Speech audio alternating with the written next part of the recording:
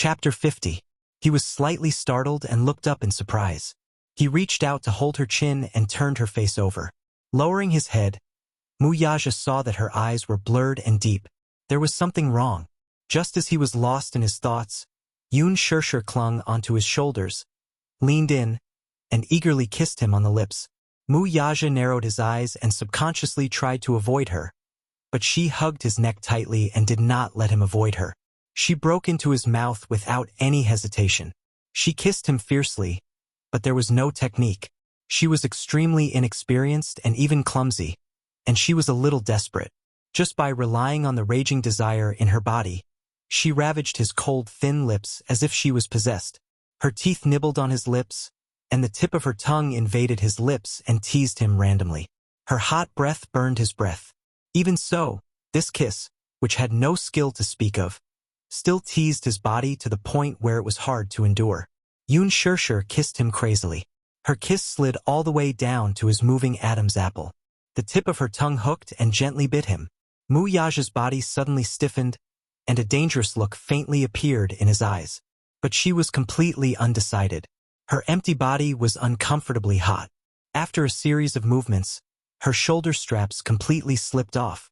Her dress slid down to her waist as the two bodies kept rubbing against each other. That smooth and delicate body was suddenly exposed to the air. The breathtaking beauty caused his body to rapidly grow hot and dry. Wuxia looked down at the woman in his arms who was causing trouble. She did not seem to realize what she was doing at all. He always had good self-control and could even get married without touching a woman for 3 years. But now, he could not stand her instigation. Save me. Save me. The drug in her body was forcing her to seek more. Yun Shirshir opened her empty eyes. While he was in a daze, she anxiously reached out to buckle his belt and carelessly unbuckled it. Driven by her primitive instincts, she seemed to have forgotten herself. The man's sexy face was now covered in cold sweat, but he was trying to restrain the fire in his heart. His body had such a strong reaction to her. For more than 10 years, there was no lack of beautiful or enchanting women by his side. However, he was cold. No matter how the other women teased him, he did not feel anything. What he didn't know was that a man's body had a memory. Once he had tasted the beauty of the world, he would never be able to forget it.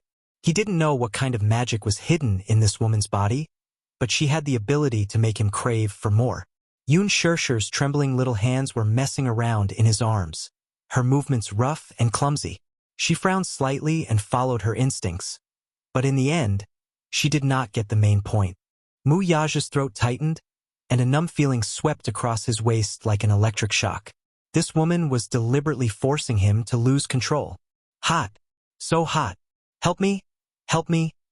Not knowing how to proceed, she kissed his thin lips with trembling hands, seeking his help. Hurry up and save me. Can you save me? It's so uncomfortable. Yun Shirshir straightened her body, her fair and beautiful arms slowly circling around his waist. Her breath, which smelled like orchids, brushed against his lips and completely destroyed his last bit of rationality. Wuxia raised his hand, and his 5 fingers suddenly threaded through her hair. His palm clasped the back of her neck, and her whole body was heavily pressed against him. He bit her lips fiercely, and his cold eyes focused on her face. Remember, this is what you said. Chapter 51. Yun Shirshir subconsciously followed her primitive instincts. Her hands tightly held on to his shoulders, as if she wanted to merge into each other's flesh and blood. The two of them intimately snuggled together without any gap between them. Heavily pressing her against the cold wall, Yun Shirshir couldn't help but gasp in pain. Wuxia lowered his head and kissed her lips, the tip of his tongue entering. At this moment, he couldn't help but sigh at the Creator's holiness and wisdom. The man he created was sexy and firm, while the woman was soft and charming. The perfect match between a man and a woman appeared at this moment. Wuxia tightly pinched her cheeks, as if to let her feel it. He purposely used force without any gentleness. He wanted her to wake up a bit. It would be best if she completely woke up, so that she could see who he was in front of her, and then see how he took her. He hated this woman, hated her frivolity. If he didn't appear in time, what would have happened in this room tonight? If the person in front of her wasn't him, Then would her charm blossom for another man? Thinking about it, he couldn't suppress his anger. Hugging her soft waist, he bit down on her lips with even more force. She was no longer a young girl who had just experienced sex, and she was no longer the undeveloped body from 6 years ago.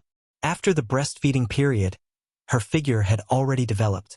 His roughness caused Yun Shirshir to be in pain. She couldn't help but let out a moan. She was almost out of breath from this fierce attack. Her small hands tightly hugged his neck. Forgetting herself, her small tongue licked his earlobe. Her coquettish gasps were close to his ear, and he almost couldn't control himself. This damned woman. She was simply a demonized butterfly spirit, just like the evil concubines of ancient times who brought disaster to the country. His movements became more and more rough. Yun Shirshir was in so much pain that she kept gasping. She subconsciously pushed his shoulders and softly said, "Don't. It hurts. It hurts." "What? Isn't this what you want?" Mu Yaja sneered, but he was even more presumptuous. His strength didn't decrease at all, and he lifted her skirt with one hand. Pain. However, this intense pain was suppressed by the raging flames in his body. His body was unable to stop an indescribable restlessness from growing. Yun Shirshir helplessly hugged him even tighter.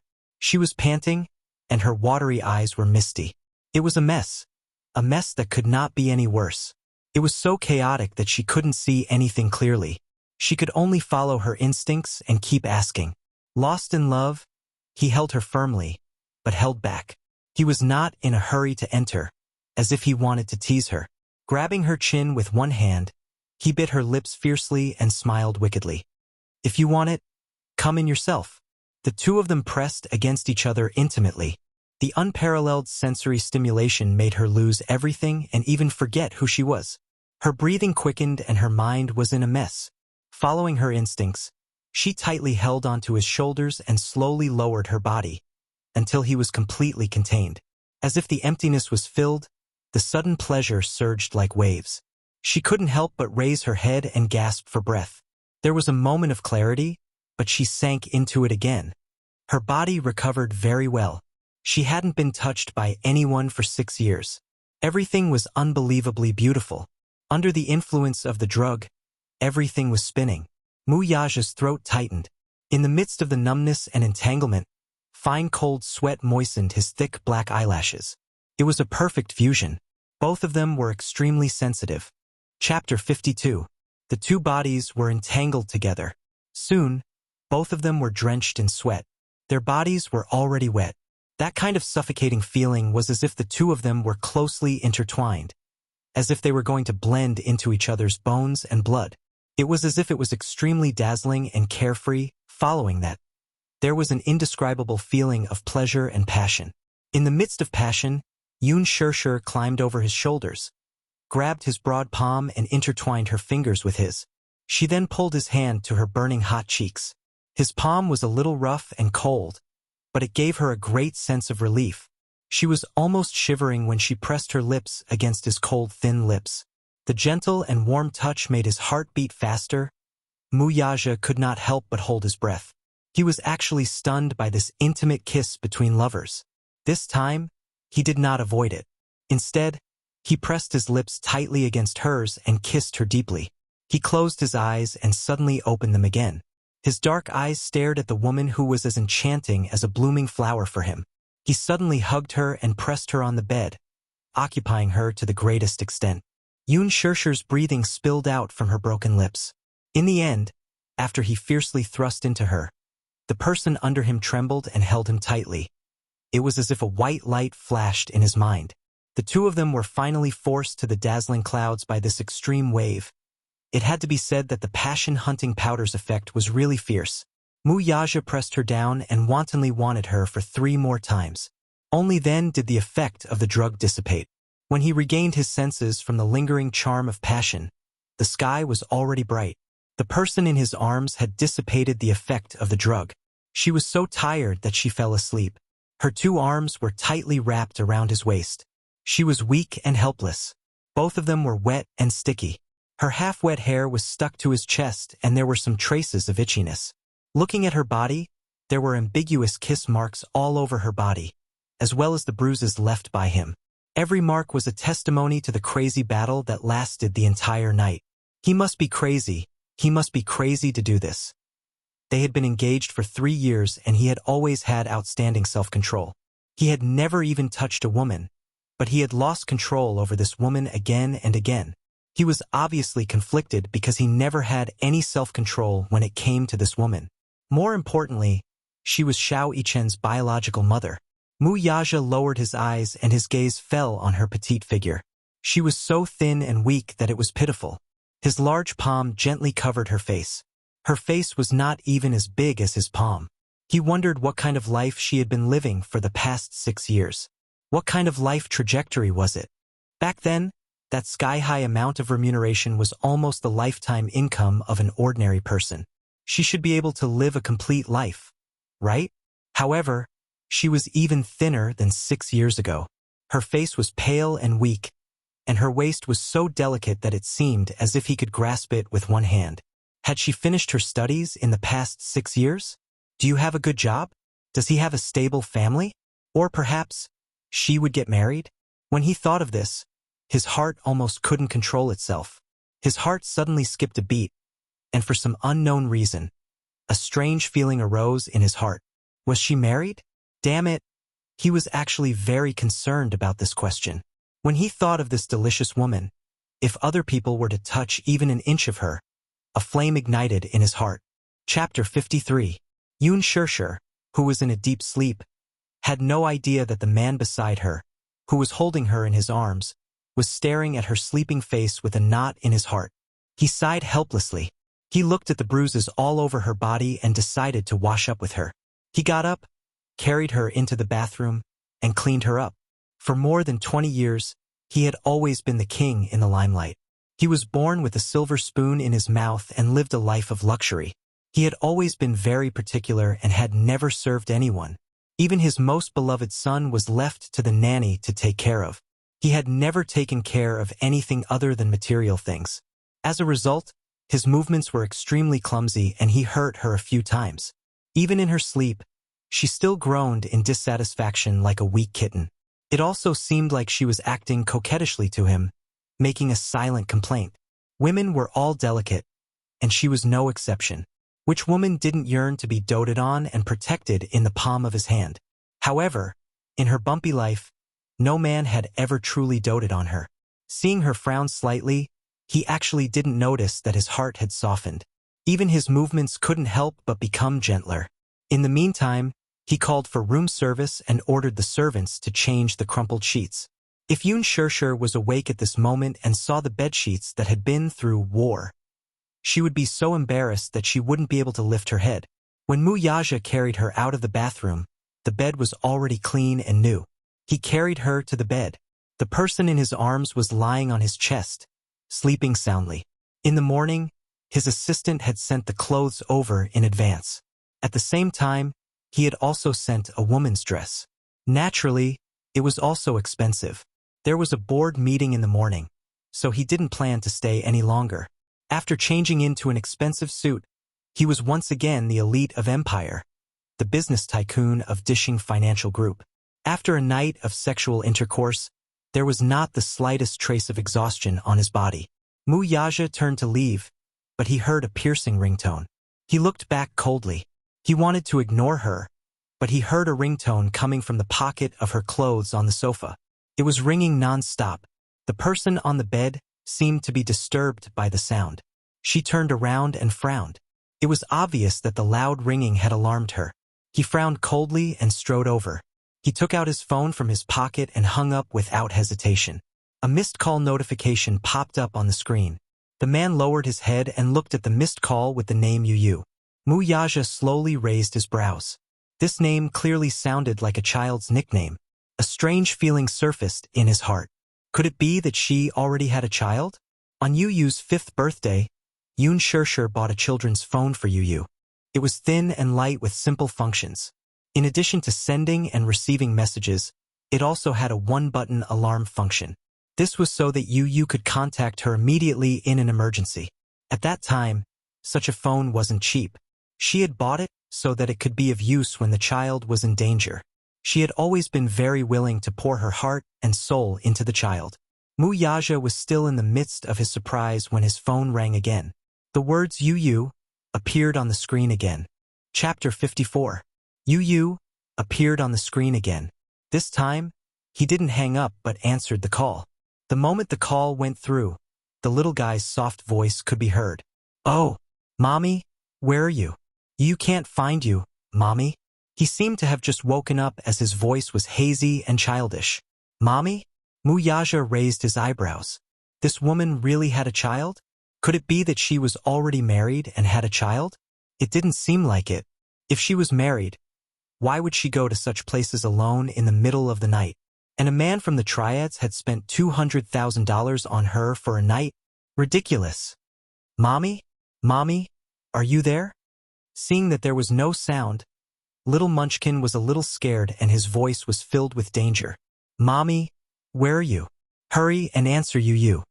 Wuxia frowned and looked at the woman who was sleeping soundly on the bed. He said lightly, "Your mommy is with me." His deep and cold voice was mature and had the aura of a king, but it scared Yu. The little guy asked in a cautious voice, "Who are you? Are you a bad person?" Being alert was a child's trait. Wuxia pondered for a moment and held his forehead helplessly. "I am."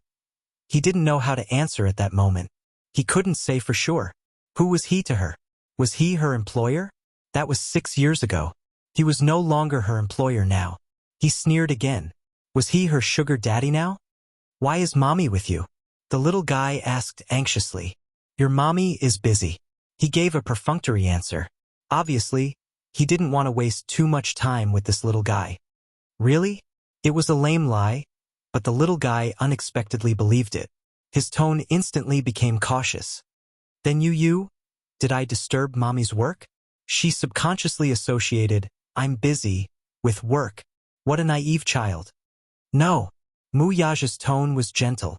He didn't know why, but he couldn't be as cold as usual when facing this child. "Mommy, you've worked so hard. Uncle, don't let her work the night shift anymore." Yu is scared when she doesn't see Mommy in the middle of the night. Yu's soft and cute voice reminded him of Mui Chen. It was the same situation when she acted coquettishly towards him. It was as beautiful as the sound of nature. Could it be that all her children had inherited her beautiful voice? When she acted coquettishly, she whined like a kitten. Night shift? The night shift that Yu mentioned sounded extremely grating to Wuxia. It turned out that what happened last night was not an accident. She must have frequented those kinds of places, like a butterfly spirit, like those filthy women, mingling with many sugar daddies. What a slut. She looked pure and clean, but deep down, she was just as vulgar. However, he couldn't bear to brush off the child on the phone with a cold attitude.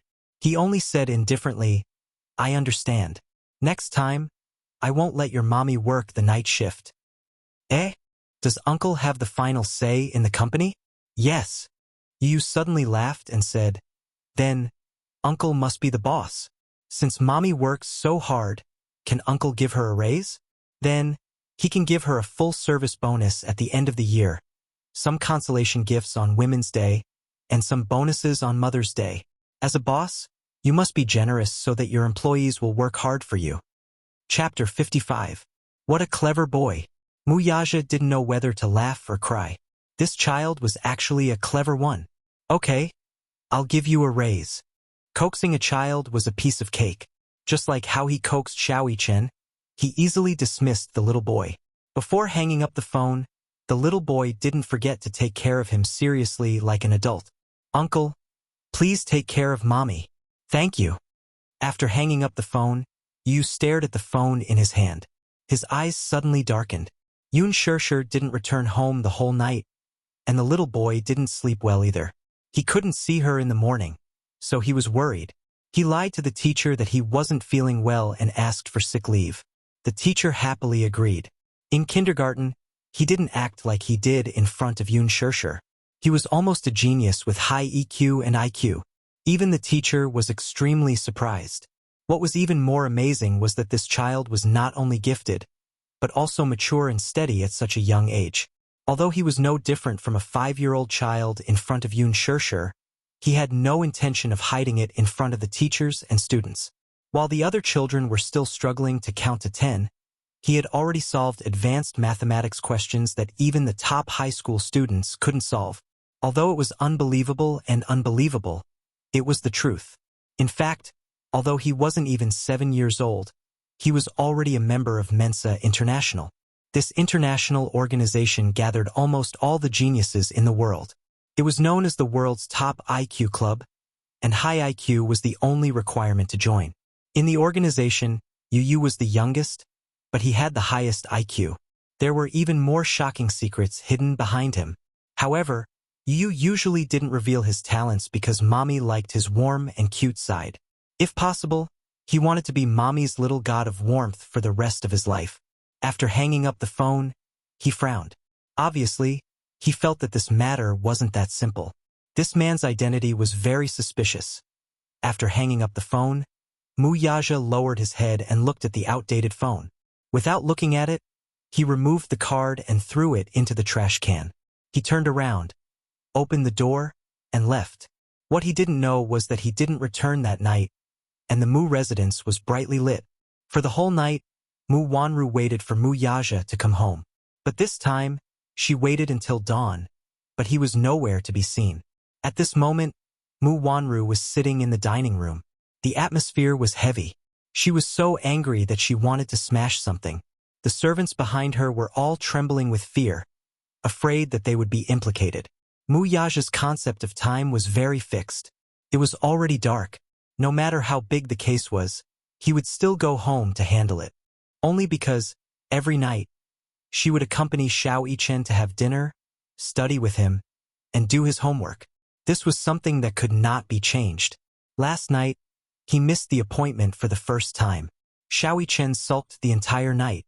He did not do his homework or eat dinner. He was already used to Wuxia's company. Now that he wasn't around, he wasn't in the mood. Even when he went to school in the morning, he was still sullen. As for Wuxia, even if they were never husband and wife, he would at least go home on time to accompany Xiao Yichen. What was so important last night that it was even more important than accompanying Xiao Yichen? Mu Wanru's heart was twisted. In a moment of anger, she threw the glass of milk beside her to the ground. The glass shattered and scratched a servant's face. Chapter 56. Young mistress, don't be angry. Young master must have something important to do. Something important? What could be so important that he didn't return home last night? Mu Wanru was so angry that she laughed instead, the veins on her face showing. She felt uneasy, so uneasy. It was as if something precious to her was going to be snatched away from her. Mu Wanru bit her lower lip as an unprecedented sense of uneasiness engulfed her. Alcohol was really an annoying thing, not to mention to people who were allergic to it. When Yun Shirshir woke up, it was already 2 in the afternoon. She opened her sleepy eyes and saw the luxurious decoration in the luxurious suite. She was a little confused and didn't know why she was here. Then, her mind was blank. After a night of sexual intercourse, her mind was still in a confused state and she couldn't recognize the scene in front of her. The side effects of the drug made her memory of what happened last night unclear. She only vaguely remembered that after drinking that glass of wine, she was drunk and lost her mind. She had completely forgotten what happened after that. After a night of sexual intercourse, her body was exhausted. But other than that, she didn't understand what happened. Why was she lying here naked? Thinking about it, she was terrified and frightened. Last night's passion, which seemed to be filled with the flames of war, had almost broken all the bones in her body. However, she still couldn't make up her mind. She subconsciously moved her body, wanting to get up. But just as she moved her legs, she felt a wave of soreness. Then, there was a tearing pain in her lower body. Yun Shirshir's heart skipped a beat. This feeling wasn't unfamiliar to her. This was clearly a feeling that only came about after experiencing the deed. Her gaze was a little sluggish. She reached out and lifted the quilt, but she was shocked by her bruises all over her body. Those densely packed kiss marks, as well as those ambiguous kiss marks, were as terrifying as being bitten by poisonous insects. At that moment, her heart suddenly jumped, and she was petrified as if she had been struck by lightning. In the dressing mirror, Her whole face was like a cracked mask, on the verge of shattering. It was obvious that she understood what had happened to her, although, in these 6 years, she had never done it with a man. But she was no longer the ignorant 16-year-old girl. After experiencing sex, the soreness at the base of her thighs invisibly complained to her about what had happened last night. Yoon Shirshir held her forehead in frustration. She tried hard to recall what had happened last night, but her memory stopped at the moment when she was forced to drink. After that, her memory was blurry, and she couldn't recall anything. She only remembered the man who was called Brother Chong. Could it be him? God, what kind of trouble did she get herself into? Yoon Na owed her money. Did she have to torture her just because she was Yoon Na's sister? A wave of destructive despair hit her. She was tongue-tied as she opened her mouth, her shoulders trembling uncontrollably. Yoon Shirshir's heard a familiar voice. Yoon, SSS. Miss Yoon, you're awake. Startled. Yoon, tease, Yoon. Chapter 57. She saw a straight figure sitting on the sofa. She was dressed in a well-ironed business suit and had her hair tied up in a bun. She looked like a woman. She was in a state of shock just now and didn't realize that there was a second person in the room. She narrowed her eyes, trying to see her face clearly. However, the room was too dark, so she couldn't see her face clearly. She had some impression of this voice, but she couldn't remember it clearly. She was stunned for a moment. You are. When the man saw that she had woken up, he slowly stood up and walked to the window. With a pull of his hand, he pulled the curtains open. With the sunlight shining in, the woman politely turned around. Yoon Shirshir finally saw her face clearly. So familiar. She must have seen this woman before, but she couldn't remember. Secretary Lee saw that she was still in a state of confusion and didn't care about her scrutinizing gaze. She took some warm water and a small pill from the table and handed it over respectfully. Miss Yoon, please take your medicine. After what happened last night, Yoon Shirshir was much more cautious when strangers handed her things. She stared straight at her and didn't reach out to take it. Secretary Lee seemed to understand her worries and smiled. Don't worry. This is the morning after pill. I'm sure Miss Yoon doesn't want to have any problems. Please take the medicine. Yoon Shirshir took the medicine in a daze and drank it with warm water. The medicine went down her throat and into her stomach. She was so nervous that even her lips were trembling. Secretary Lee swiftly brought her a new set of clothes, including a new set of underwear. All the measurements were just right, neither too big nor too small. Yoon Shirshir saw it and her cheeks burned. She grabbed her underwear and stared at her uncomfortably. The latter understood and left the room. Yoon Shirshir then started to put on her clothes. When she opened the door, she saw her standing outside. When she saw that Yoon Shirshir was dressed, she calmly turned around and said to her, Miss Yoon, are you ready? At that moment, her elegant smile opened up a memory that had been sealed away for a long time. This woman was clearly. Yoon Shirshir suddenly reacted. She pointed her finger stiffly at her and widened her eyes in disbelief. You are. Did this woman just feed her the contraceptive pill? How ironic. 6 years ago, because of that contract, this woman was very careful in everything, no matter how big or small, to protect her child. When they met again 6 years later, she didn't allow her to refuse and fed her contraceptive pills. She didn't respond to her surprise at all.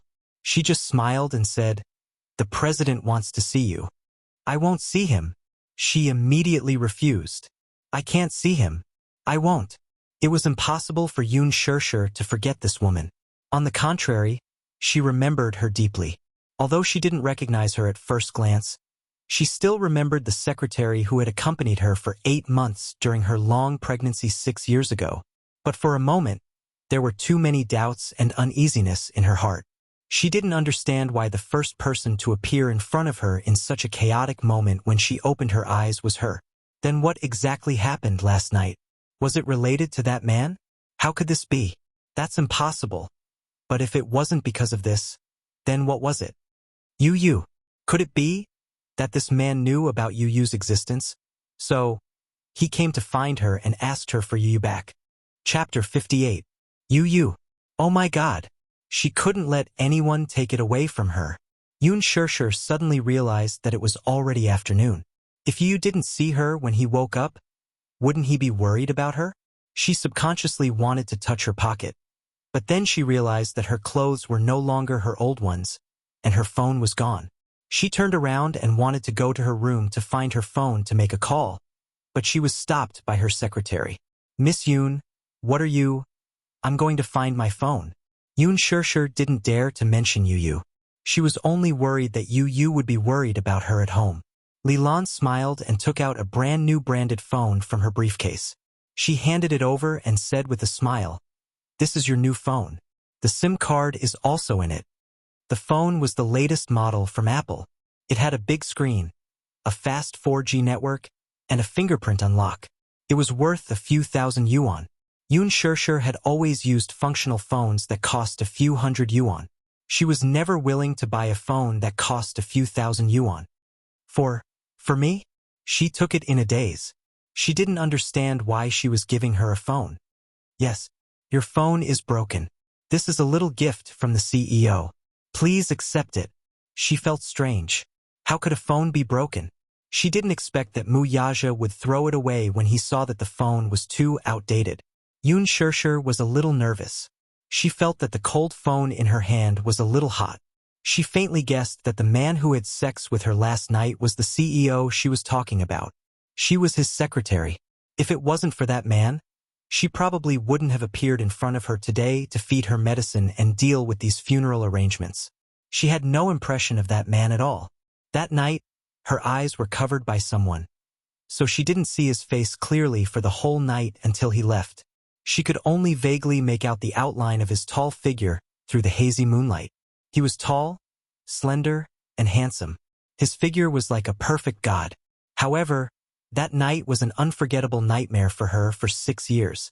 She forced herself to forget the 6 years of nightmares. If it wasn't for Yu, she would probably still be unable to let go. Even though she kept telling herself that everything was in the past and that she had Yu because of that man, she still couldn't let go of the shame in her heart. So for the past 6 years, even though she had countless suitors, she had always kept a distance from those men. She didn't need men. She was already satisfied with having Yu.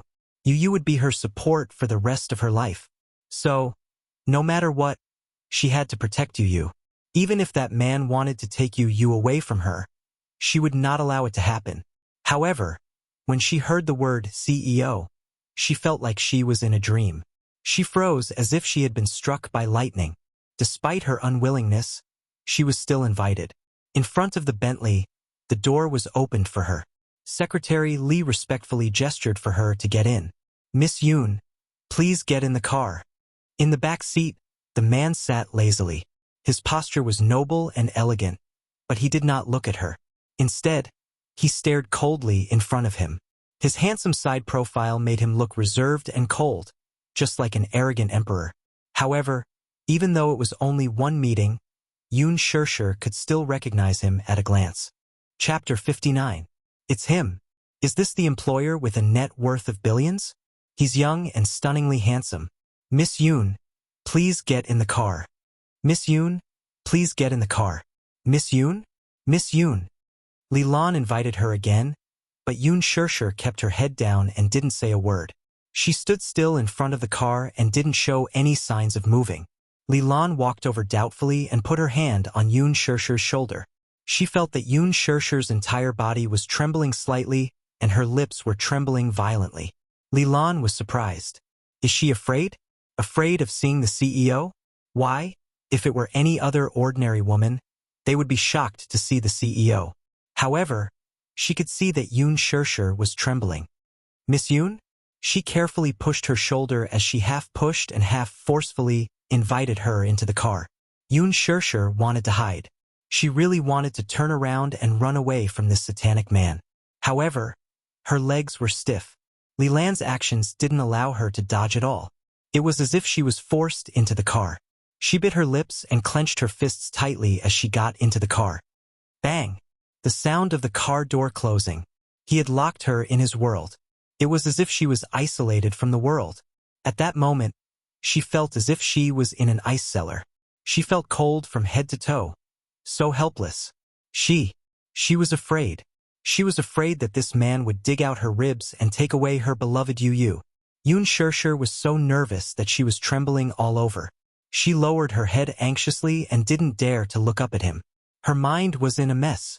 When she first saw this man, she felt dizzy as if the world was spinning. She also felt that God was teasing her. Then, she felt an uncontrollable chill in her heart. How could it be him? The arrogant man who bumped into her that day. The man from last night? Could it be him? She couldn't be wrong. Even though she couldn't remember what happened, she could smell the seductive fragrance on the man's body.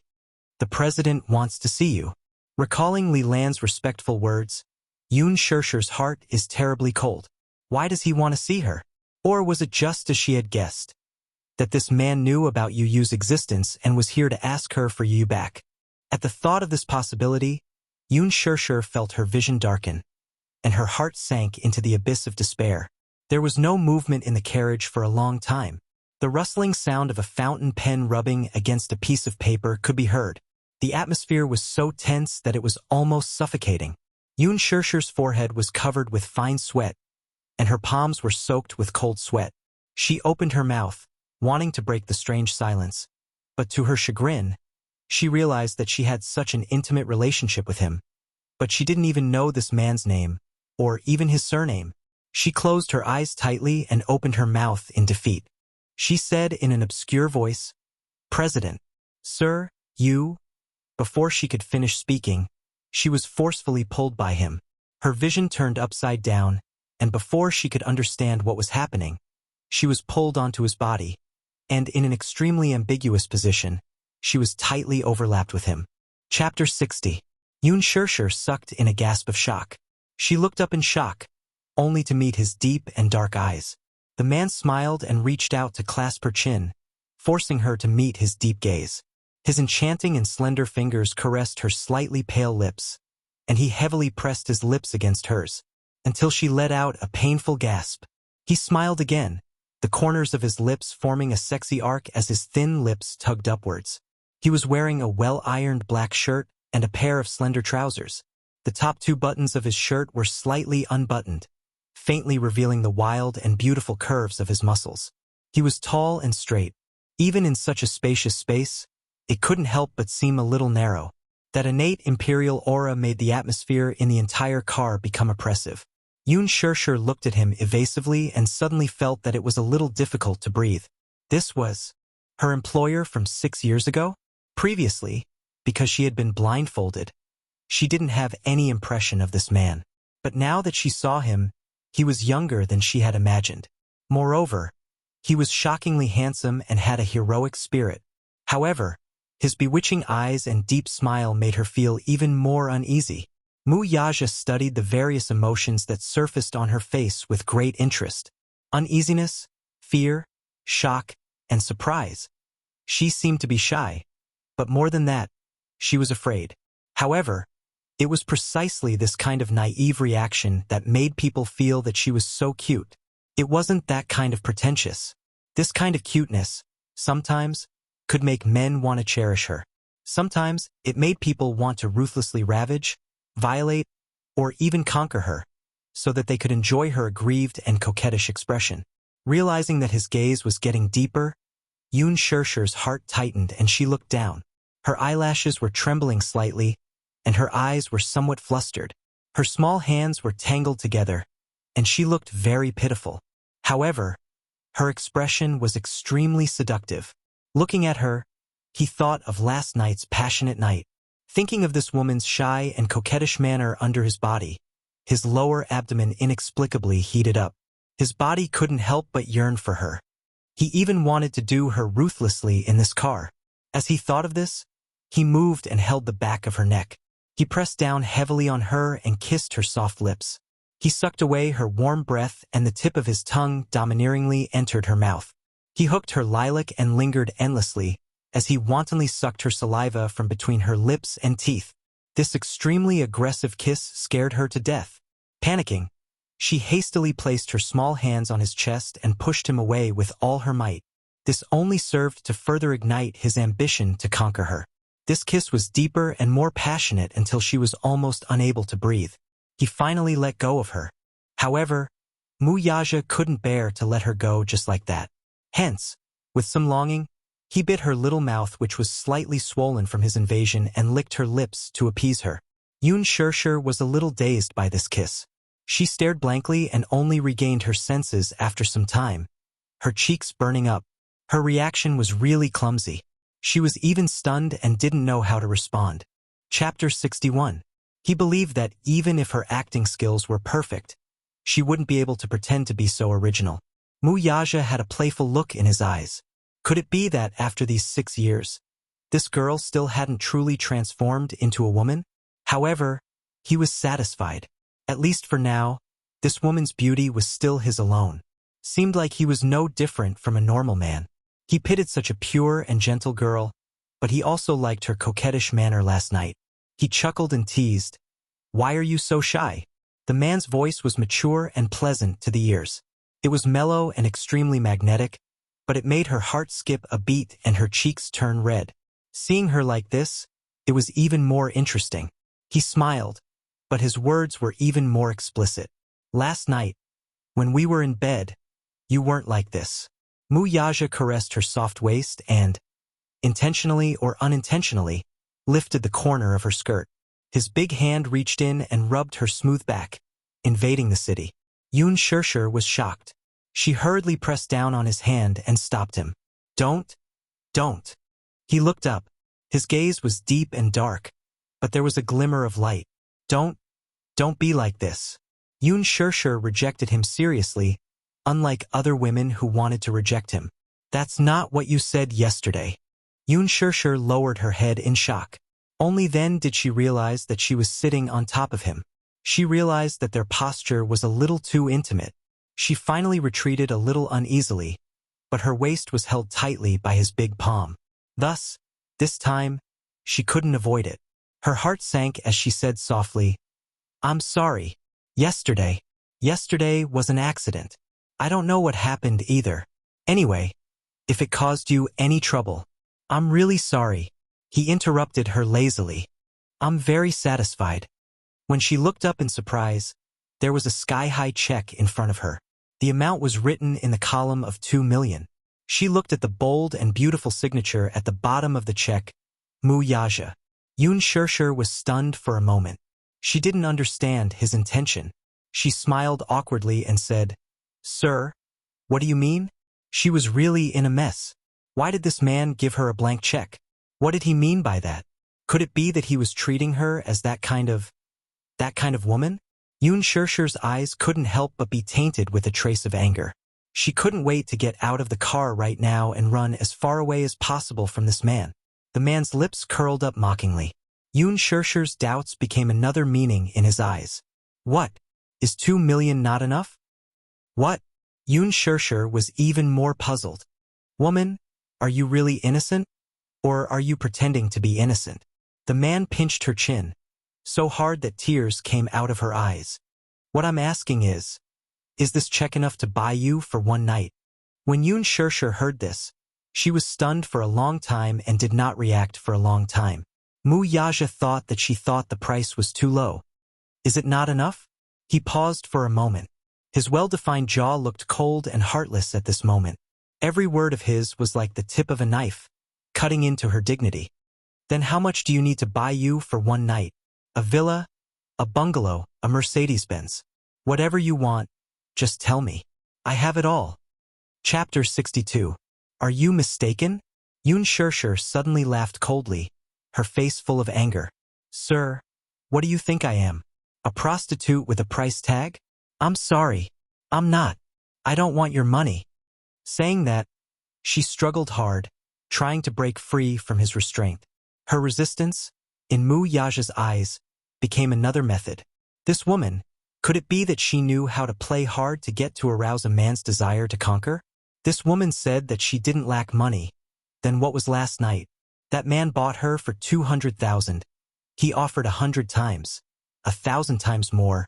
Was that not enough respect? If you think that the price is not enough, you can just say it.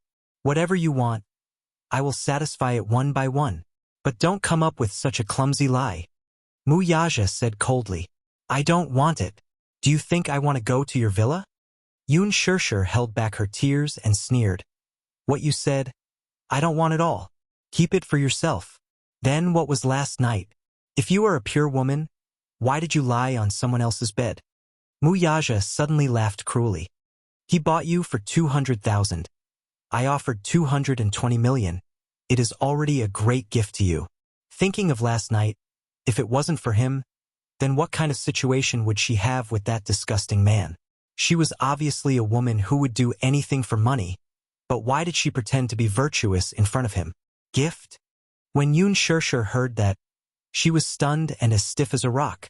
Last night, she already couldn't remember what happened. She only remembered that in her blurry memory, there was a man's handsome silhouette. When she woke up, her whole body was sore.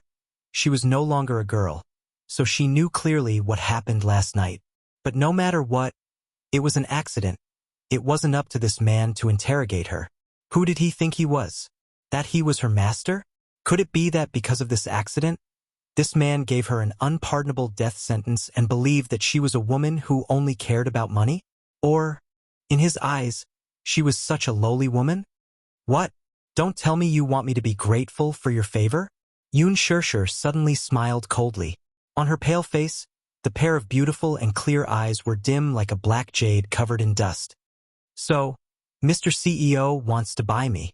Wuxia calmly hugged her neck and whispered in her ear, otherwise, why do you want to buy me? Yun Shirshir pretended to be calm and smiled. Mr. CEO, you are as arrogant as a god, handsome and elegant. You are never lacking in women, right? The smile on Wuxia's face instantly froze. His lips were tightly pursed, and there was a tinge of tension in his eyes. In the capital, his power was overwhelming, and there was no lack of beauties around him. Those who coveted his daughter from a prestigious family were even more plentiful. It was never difficult for Wuxia to choose a woman for himself. But his body was picky and only reacted passionately to this woman. Whenever he got close to her, a certain part of his body would become as hot as iron. The desire to possess her was like a raging fire, almost burning his rationality. But other women couldn't. Yun Shirshir saw that he was silent and smiled coldly. Mr. CEO, I am very expensive. Can you afford it? Wuxia smiled deeply. How much? Chapter 63. 200 million. The moment she opened her mouth, it was a sky-high price. Wuxia smiled faintly. Even if Dishing Financial Group was as rich as a country and he was extravagant, he still had to see if it was worth it. 200 million. You? Can you afford it? Didn't you ask me how much I want? Didn't you say that you have everything you need? A villa, a luxury car, and money? I just want 200 million from you. Can't you afford it? Yun Shirshir smiled, picked up a corner of the check, and tore it into pieces right in front of him. You're just SOSO. Wuxia's face was tense and frosty. Yun Shirshir did not know where she got the courage to grab the man's chin. Wuxia's facial features were extremely handsome, especially the curve of his chin. She looked straight at him and suddenly sneered. Men are so despicable.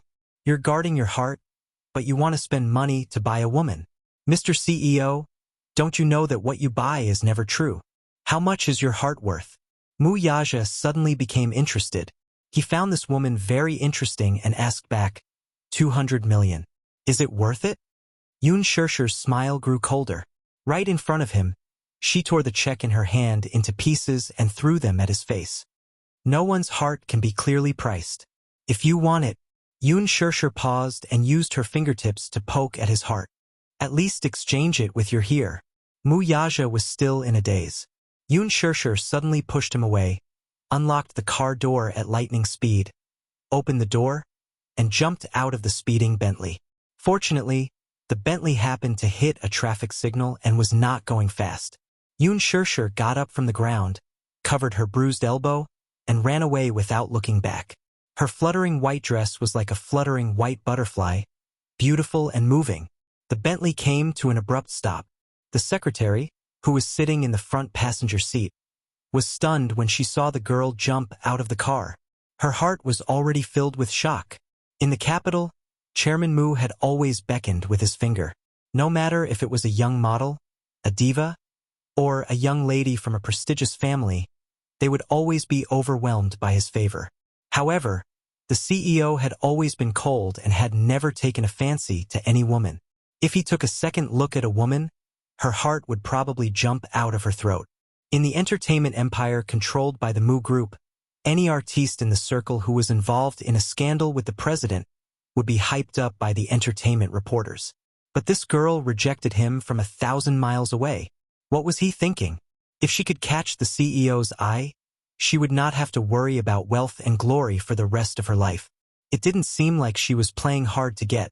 The way she looked at the president was as if she was guarding against a wolf. It was as if the president was some kind of ferocious beast that would eat her alive.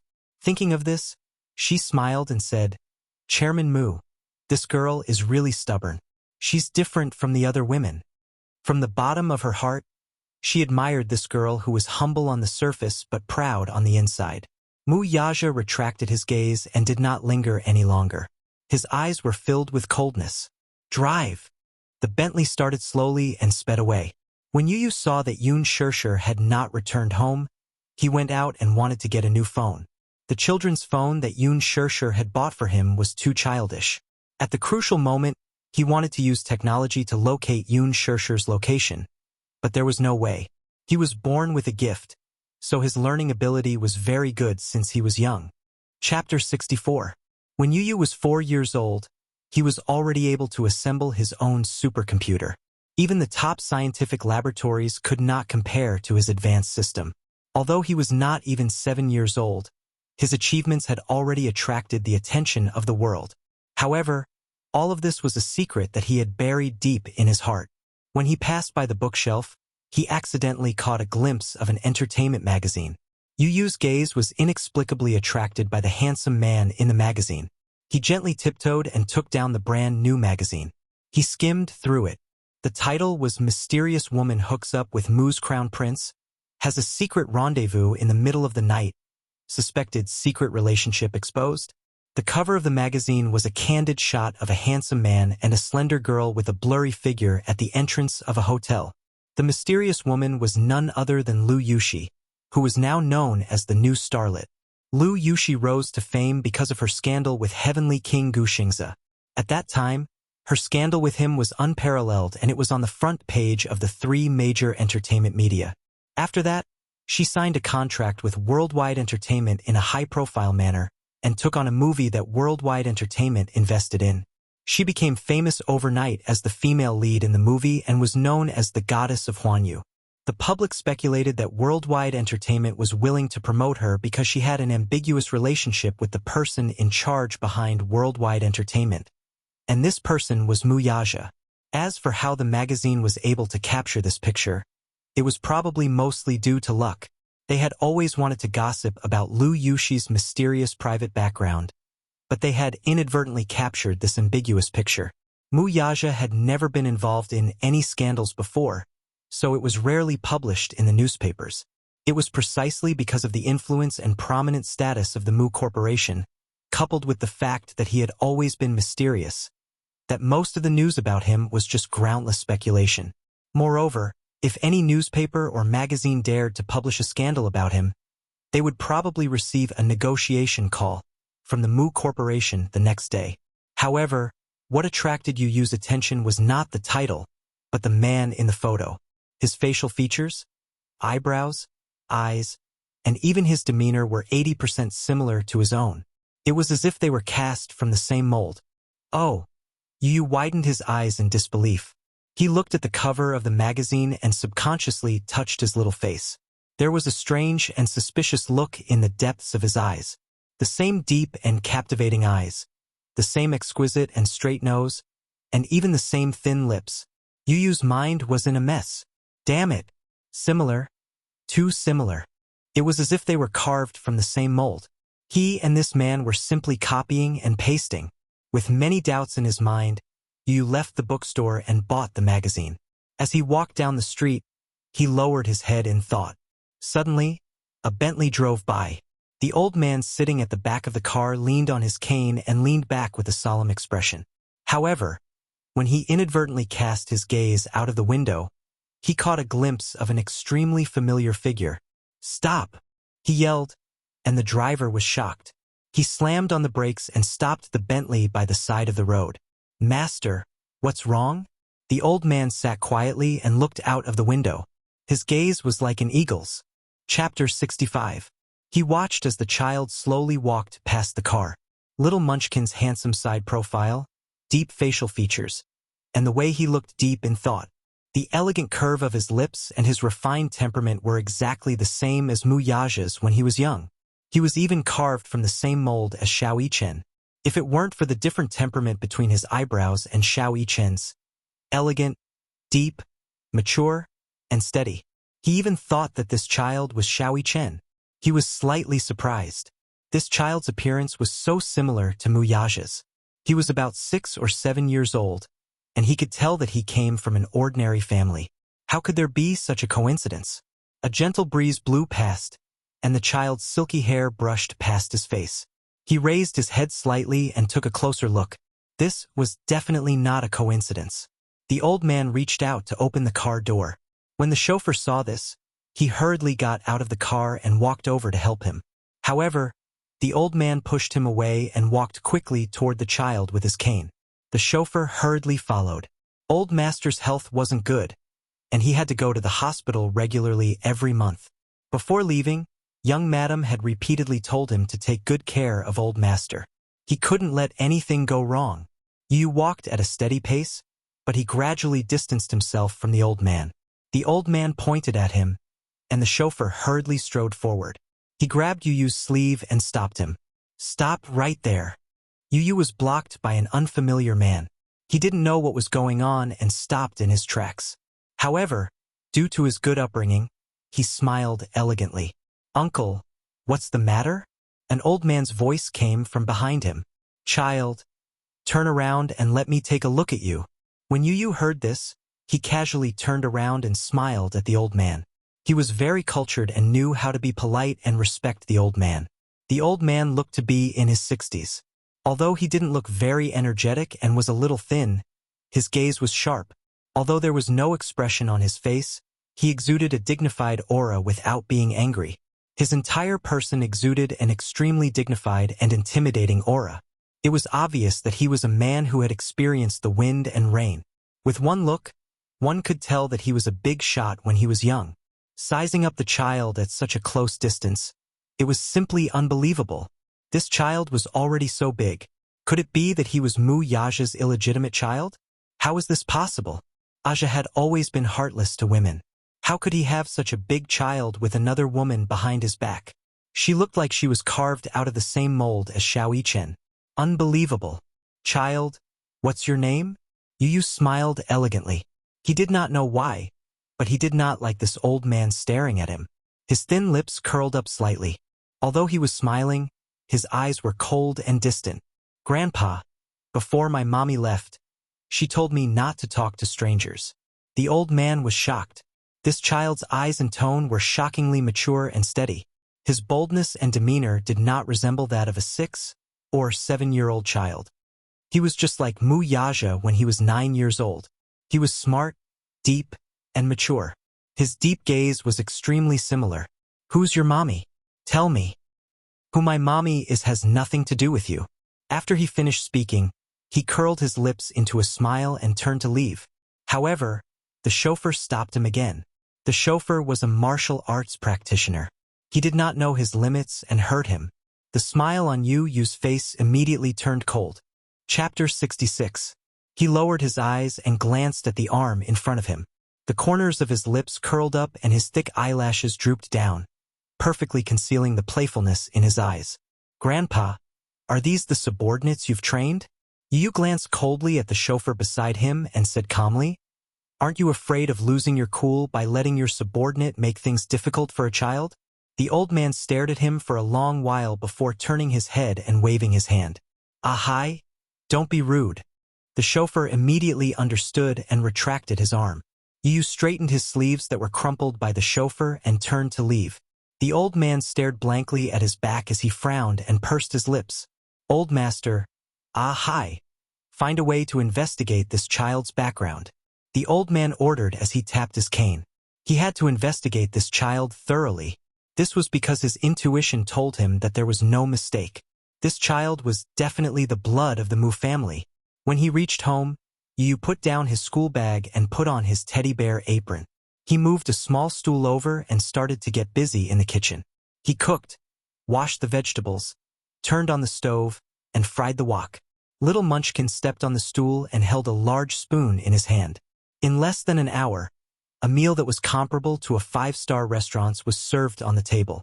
He looked at the time and saw that it was not time to get off work yet. He took his clothes to the balcony and washed them, but Yun Shirshir was still nowhere to be seen. Little Munchkin raised his eyebrows and took out a magazine from his school bag. He flipped through it page by page and looked at the photos. He frowned and pondered for a moment. Suddenly, he took out his phone from his pocket and dialed a number. Then, he took out a voice changer. This was a gadget that he had assembled himself. He had set up the voice of an adult man and stuck it next to the phone's microphone. It could change his childish voice into a deep man's voice. "Agent Lee, I'm Arthur." A man's respectful voice came from the other end. "Yes, President. What can I do for you?" Yu tilted her head and tapped her fingers rhythmically on the table. A glint flashed across her eyes. "Go and investigate a person's background for me. I want to know all of his information and movements." "Yes, President. Please go ahead." Yu's gaze fell on the photo in the magazine again. His fair, jade-like fingertips slowly caressed the side of the man's handsome face as he smiled. "CEO of Dishing Financial Group, Wuxia. Understood.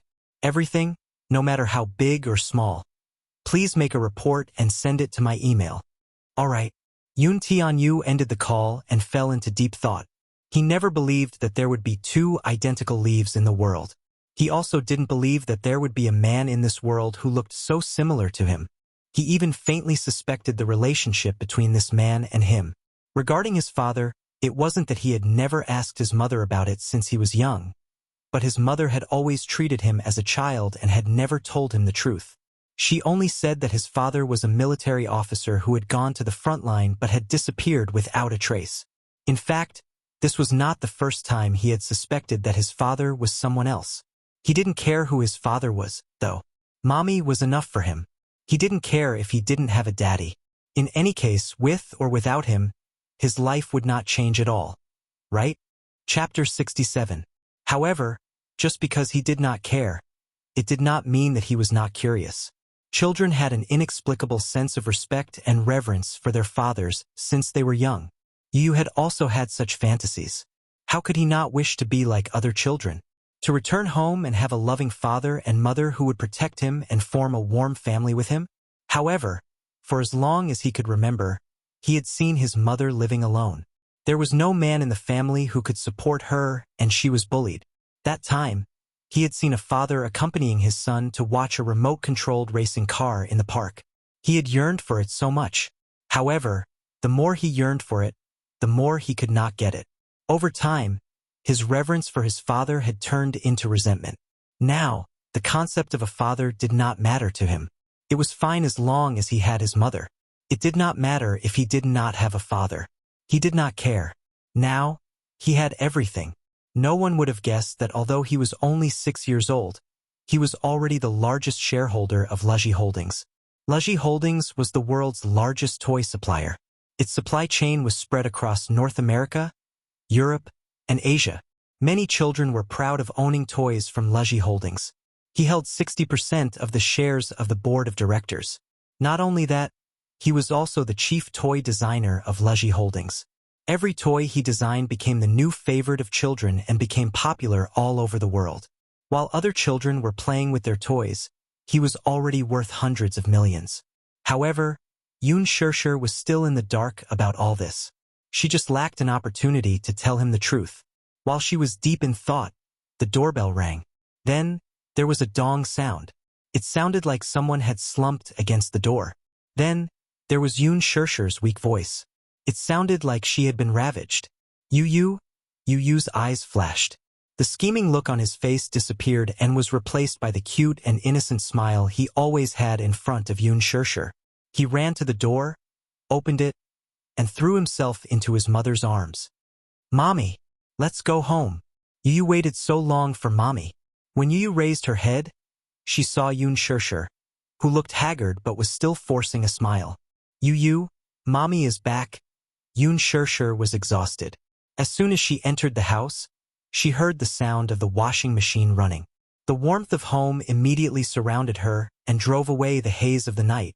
She was so happy to have a Yu in her life, especially with such an obedient and sensible son. Yun Shirshir was so touched that the tip of her nose tingled. She didn't even bother to change into slippers before she opened her arms and hugged him tightly in her arms. His entire body seemed to be filled with vitality. Who said that daughters were their mommy's sweet little cotton-padded jackets? Her precious Yu was even more caring than the daughters of other families. She then thought of a certain man. They were clearly father and son. How could the son be so cute, charming, gentle, and considerate? How could the father have such a cold face all day long, like a living iceberg?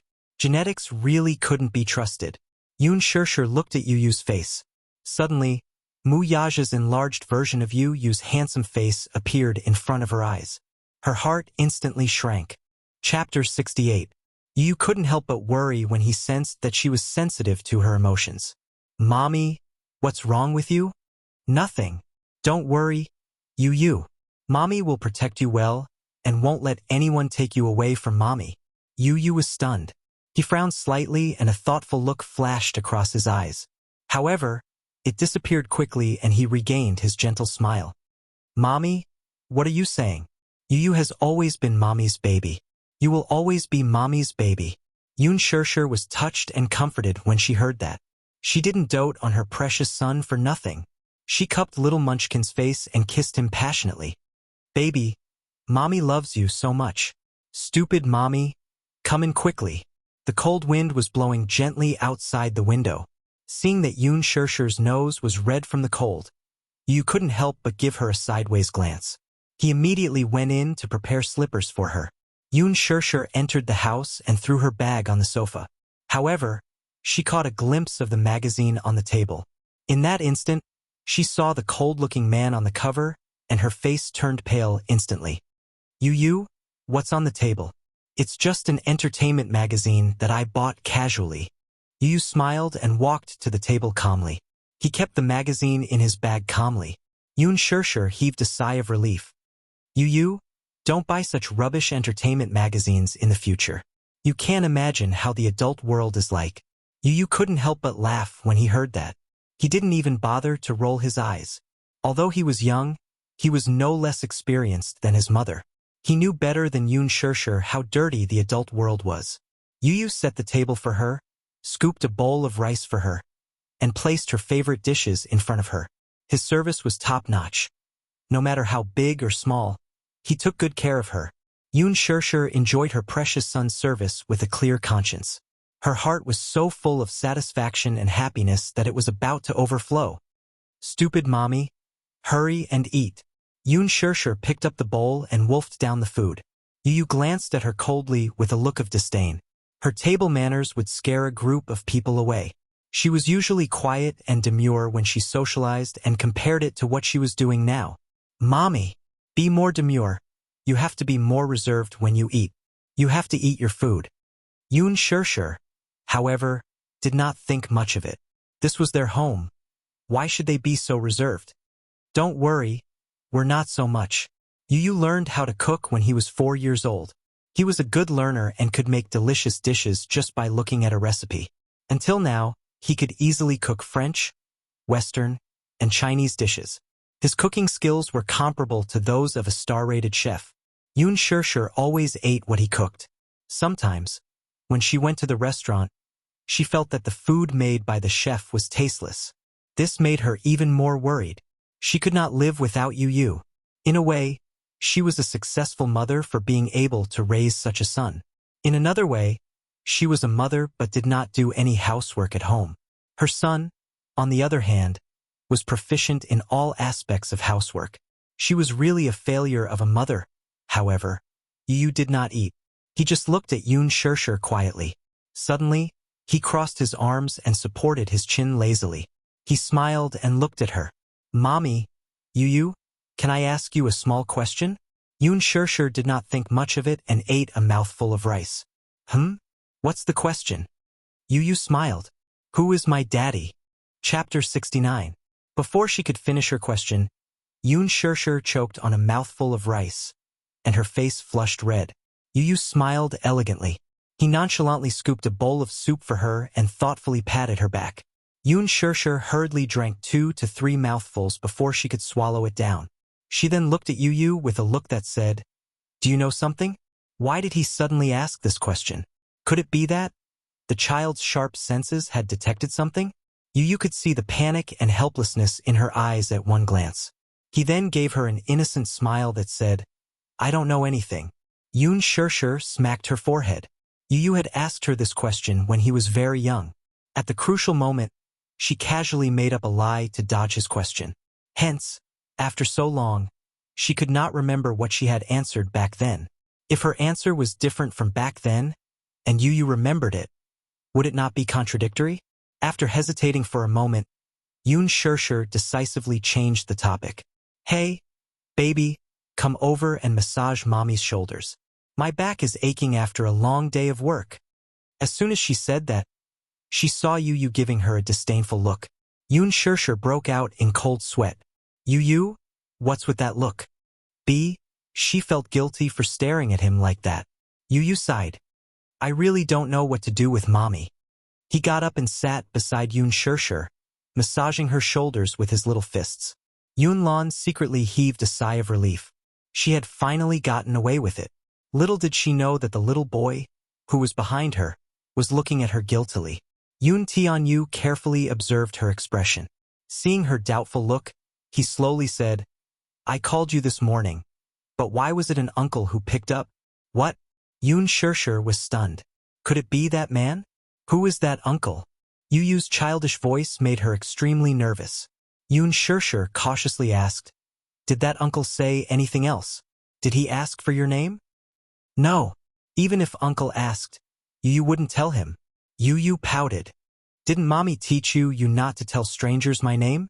"Yu, good boy. You're my good Yu." Yoon was extremely gratified. Yu even asked uncle to give mommy a raise. Yu innocently and romantically tilted his head, revealing his pearly white teeth with a smile. Yoon Shirshir's eyes welled up as her voice became slightly hoarse. Yu will never leave mommy, right?" Yu immediately replied, "Yu will never leave mommy." Why did mommy ask such a question? If Yoon Shirshir took a deep breath and carefully asked, "If one day, your biological father wants to take you away?" "No. Yu's mommy's Yu. Yu only loves mommy." The little guy's adorable confession almost made Yoon Shirshir burst into tears. She hugged the little guy tightly, and the uneasiness in her heart instantly dissipated. No one could snatch her Yu away.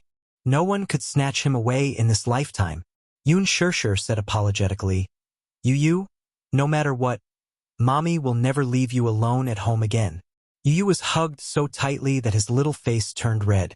However, his 2 little hands kept patting her shoulders as if to comfort her. Chapter 70. Yoon Shirshir paused and said half-heartedly, "When I was eating, I accidentally bit it." As soon as she finished speaking, she saw Yu looking at her with an extremely helpless expression. "Mommy, how did you eat? How could you bite such a small part? Please use your brain when you're lying. Okay?" Did she really think that he was a 6-year-old child? Although he was really only 6 years old.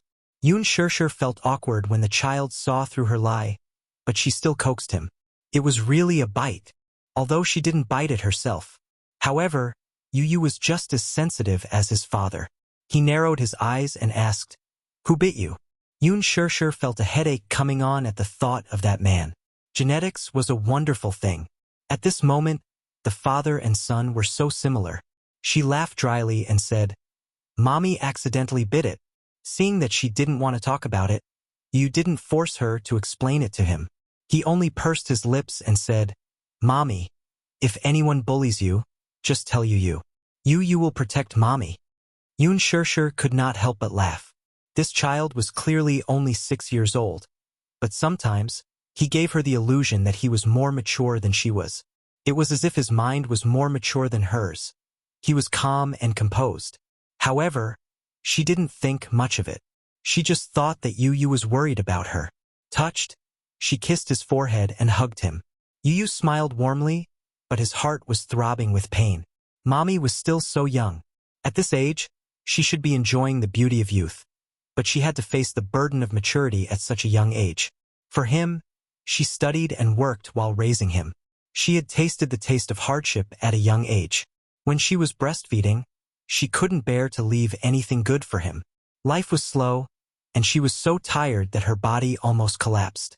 There were many times when he couldn't help but want to tell her that he could take care of the whole family and protect her now, however. He was a little worried. He was worried that if Mommy saw him like this, would she be able to accept it?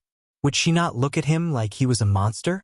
This morning, he flipped through the bills for the past few months and saw a string of shocking numbers on the bills. With just a glance, he couldn't help but be shocked. The place they rented was an apartment near the school district in the city center. The environment was elegant, and most importantly, it was safe. Not to mention the shockingly high rent for the time being. Just the monthly property management fees and utilities were shockingly expensive. That was not all. She had always wanted to give Yu the best environment to study and the best space to grow. Therefore, she had always given him the best food and clothing. This was also a huge expense. After deducting this from her monthly salary, there was very little left. In the past, her monthly salary of 20,000 yuan was tempting, but in reality, it disappeared like water once it was in her hands.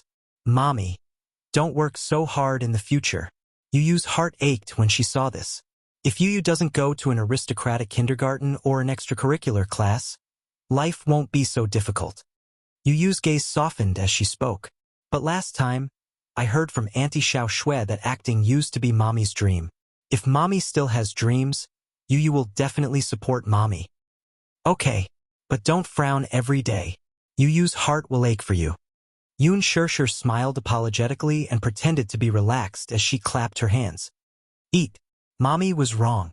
The 3 rules stated that I can't bring my bad mood from work to home. You made so much delicious food today, but it's all gone cold. It's Mommy's fault.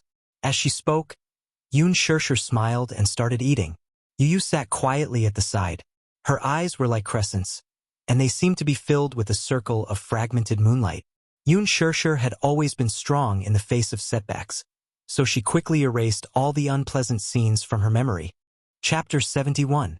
In the afternoon, Yun Na received the invitation that she had been dreaming of. However, she received a warning call from Li Dongqiang. When she picked up the call, she heard a furious interrogation from the other end of the phone. Yun Na, you wretched wretch. Do you King know who you've offended? I'm in deep trouble because of you. She was baffled by his words and clearly did not understand. Brother Chang, what's wrong? That elder sister of yours looks young and harmless, but her background is not small. I can't even touch a strand of her hair. Can I? Yesterday, I just wanted to play with her. I didn't even touch a finger of hers, but I almost lost an arm. I didn't expect her to have a sugar daddy. She caused me to offend the most important person in the capital. She almost killed me. Yun Na was a little confused. Brother Chang, what do you mean? Why can't I understand? You still don't understand. The man on the other side was furious as he shouted at her. Then I'll make it clear to you. Your sister has a sugar daddy behind her. As for who the sugar daddy is and what his identity is, it's not something a commoner like you has the right to ask. Yun Na was shocked when she heard that, but she smiled and said, Brother Chang, are you kidding? My sister is also a commoner. How could she have a sugar daddy?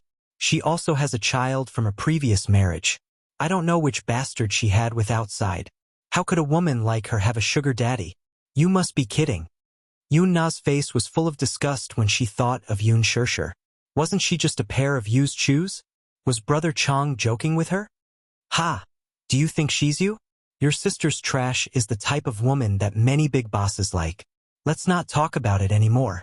You owe me 200,000 this time, and you have to give it to me with interest.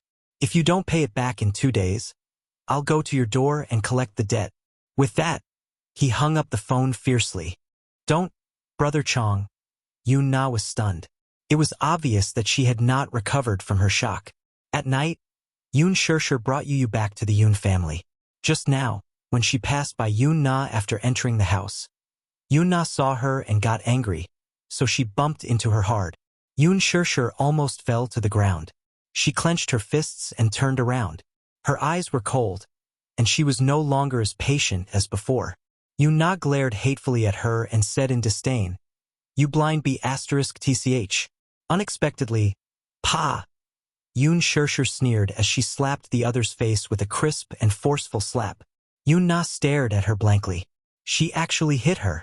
In a moment of anger, she angrily said, "How dare you hit me?" Yun Shirshir paused and calmly turned around. Her face was neither cold nor hot. "Look at you? Who else am I supposed to hit if not you?" Li Yan was shocked. She couldn't believe that Yun Shirshir, who had always been weak and timid, dared to disobey her. "Despicable wretch, are you trying to rebel? Why? Are you looking down on me when my dad isn't home? The prerequisite is that you're a human."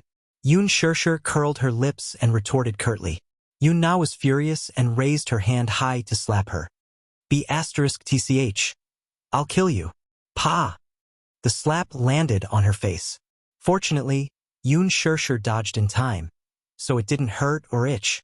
Yun Shirshir sneered. Turning around, she grabbed the woman's collar and pushed her against the wall. Smack! Her palm landed on the woman's face. Chapter 72. She returned the slap tenfold. He did not hold back at all. Yun Na was caught off guard and took the full brunt of the blow. Yun Shirshir did not intend to let her off just like that. She slapped her again. She had obsessive-compulsive disorder and had to be symmetrical on both sides. Now, both sides of her cheeks were clearly imprinted with 5 fingerprints. Her beautiful face was somewhat ruined. Yun Na flew into a rage out of humiliation. She was proud of her beautiful face and usually protected it well. Now that Yun Shirshir had actually hurt her face, she simply wanted to strangle this B***tch to death.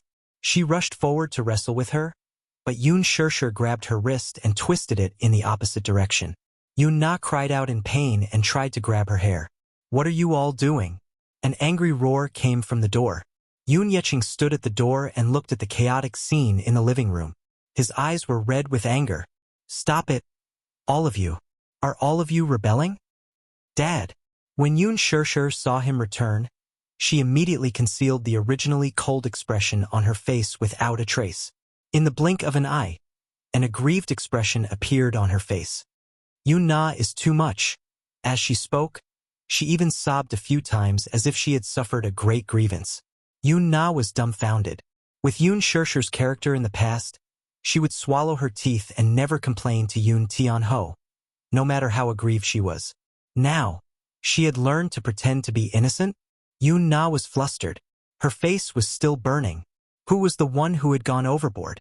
Her weakness and helplessness were truly piercing and pitiful. Anyone who saw such a pitiful look would feel heartache. Yun Yeching was even more heartbroken when he saw this. A pair of sharp eyes glared fiercely at Yun Na, causing her to shudder involuntarily. Hearing the strange noise, Li Qin walked out of the room and saw this scene. She saw the swollen fingerprints on her daughter's face. "Mom, this B***tch hit me? She even called me a B***tch. Who are you calling a B***tch? Li Qin was furious when she heard this. She pointed at Yu and yelled at Yun Shirshir. "The Yun family will not acknowledge you 2 bastards and will not raise an unfilial daughter like you." Yun Shirshir sneered. Yu walked forward and held Yun Shirshir's hand. She turned to look at Wan Fong and revealed a charming and deep smile on her handsome and adorable little face.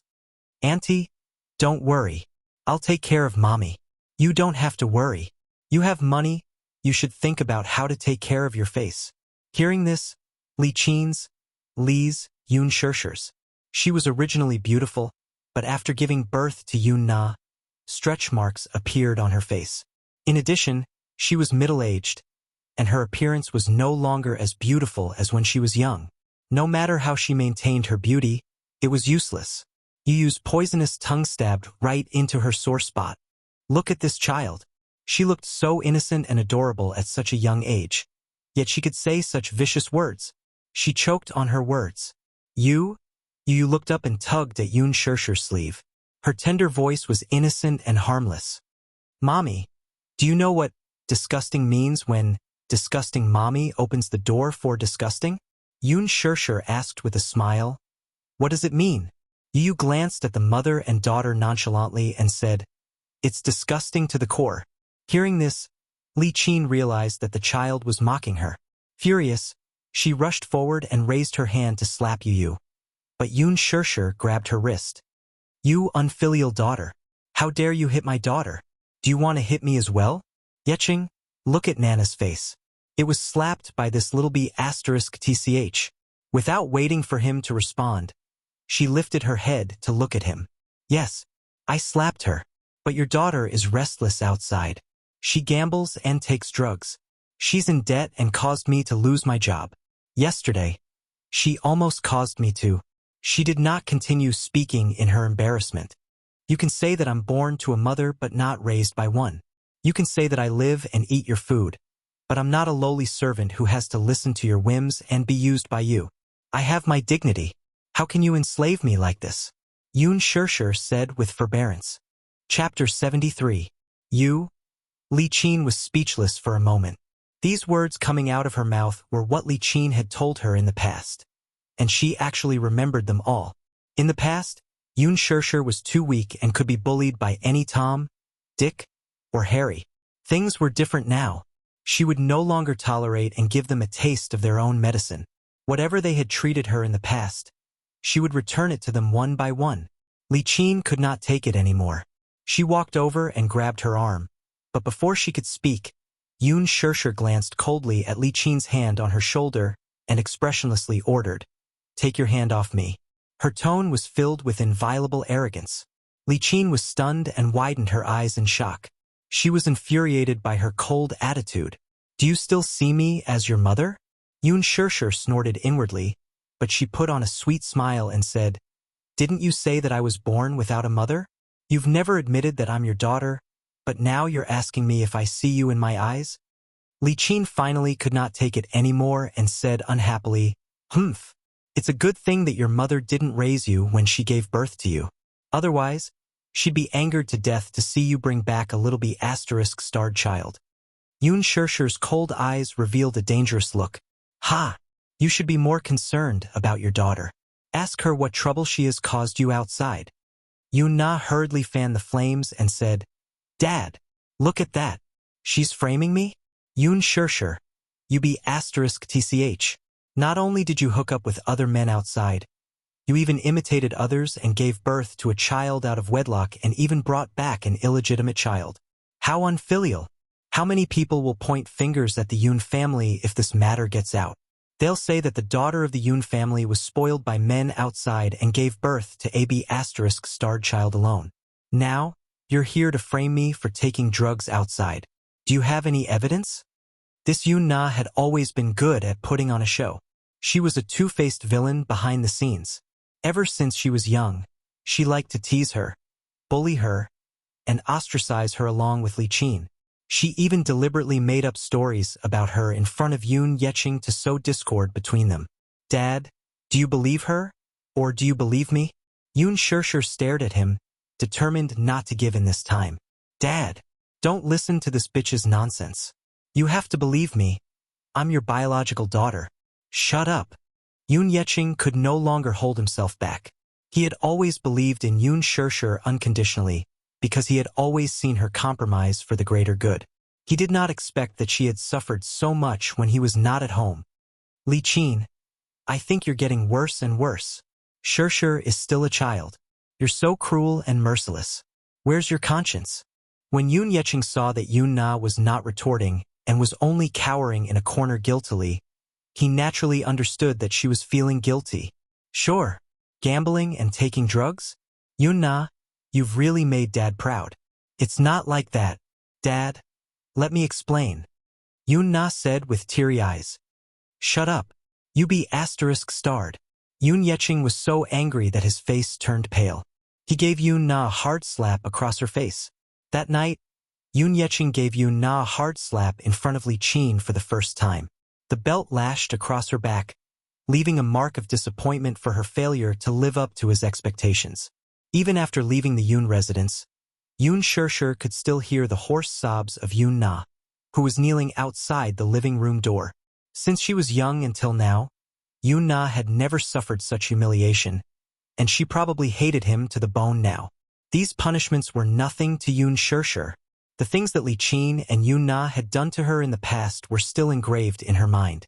Needle pricks, palm slaps, hair tearing. Chapter 74. In the taxi back to the apartment, Yu crossed his arms in front of his chest, looking a little unhappy. Seeing his gloomy expression, Yoon Shirshir reached out to pinch his tender cheeks. Yu, what's wrong? Are you unhappy? Yu snorted coldly. Mommy, they're all bullying you. I hate them. I hate Grandma. Yoon Shirshir frowned. She knew that Yu's heart ached for her. Although this child was usually gentle and cute in front of her, she had long sensed that Yu was different from other children since he was young. Due to the hardships of his childhood, he was sometimes mature from a young age. In addition, he was born smart, so he could understand her situation very well. He was sensible and obedient, rarely being willful, and he was always on her side. She patted his little head and smiled. Mommy is the happiest person in the world with Yu, so don't bother about them. Yu pursed his lips and cupped Yunlan's cheeks with his little hands. Mommy, don't be sad. If anyone makes Mommy angry in the future, Yu won't be polite to them. Yoon Shirshir didn't take it seriously and only thought that he was joking. She couldn't help but laugh and tease him. Yu, good boy. Mommy didn't dote on Yu for nothing. Yu raised his brows and his tender lips curled up elegantly. A trace of mesmerizing gentleness flashed across his dark jade-like eyes. As long as Mommy is happy, Yu is willing to do anything. A devilish smile flashed across Yu's eyes. Mommy, Yu can really protect you. When the mother and son returned to the apartment, the manager called and asked her to attend a drinking party at the Crown Hotel. She hurried over. The huge Crown Hotel was luxuriously decorated and dazzling. Yoon Shirshir originally planned to sleep, but the company called and said that the artist she was in charge of was going to have dinner with a big boss, so she was asked to come over and take care of it. As she was rushing towards the banquet, she suddenly caught a glimpse of an extremely familiar figure in the luxurious corridor covered with red carpets. At the end of the corridor, a little boy of about 5 or 6 years old was walking slowly with a servant following him. His figure and back were shockingly similar to Yu's. Yoon Shirshir's heart was startled and frightened. Unexpectedly, she followed him like a ghost. She was very careful and did not make any sound as she walked on the expensive carpet. However, the handsome boy's hearing was amazing. He turned around alertly and bumped into Yoon Shirshir. Her perplexed gaze fell on the boy's handsome and tender face. In that instant, her heart surged. Yu. His black hair was very smooth, especially under the reflection of the retro wall lamps in the corridor, which made his hair look even softer and brighter.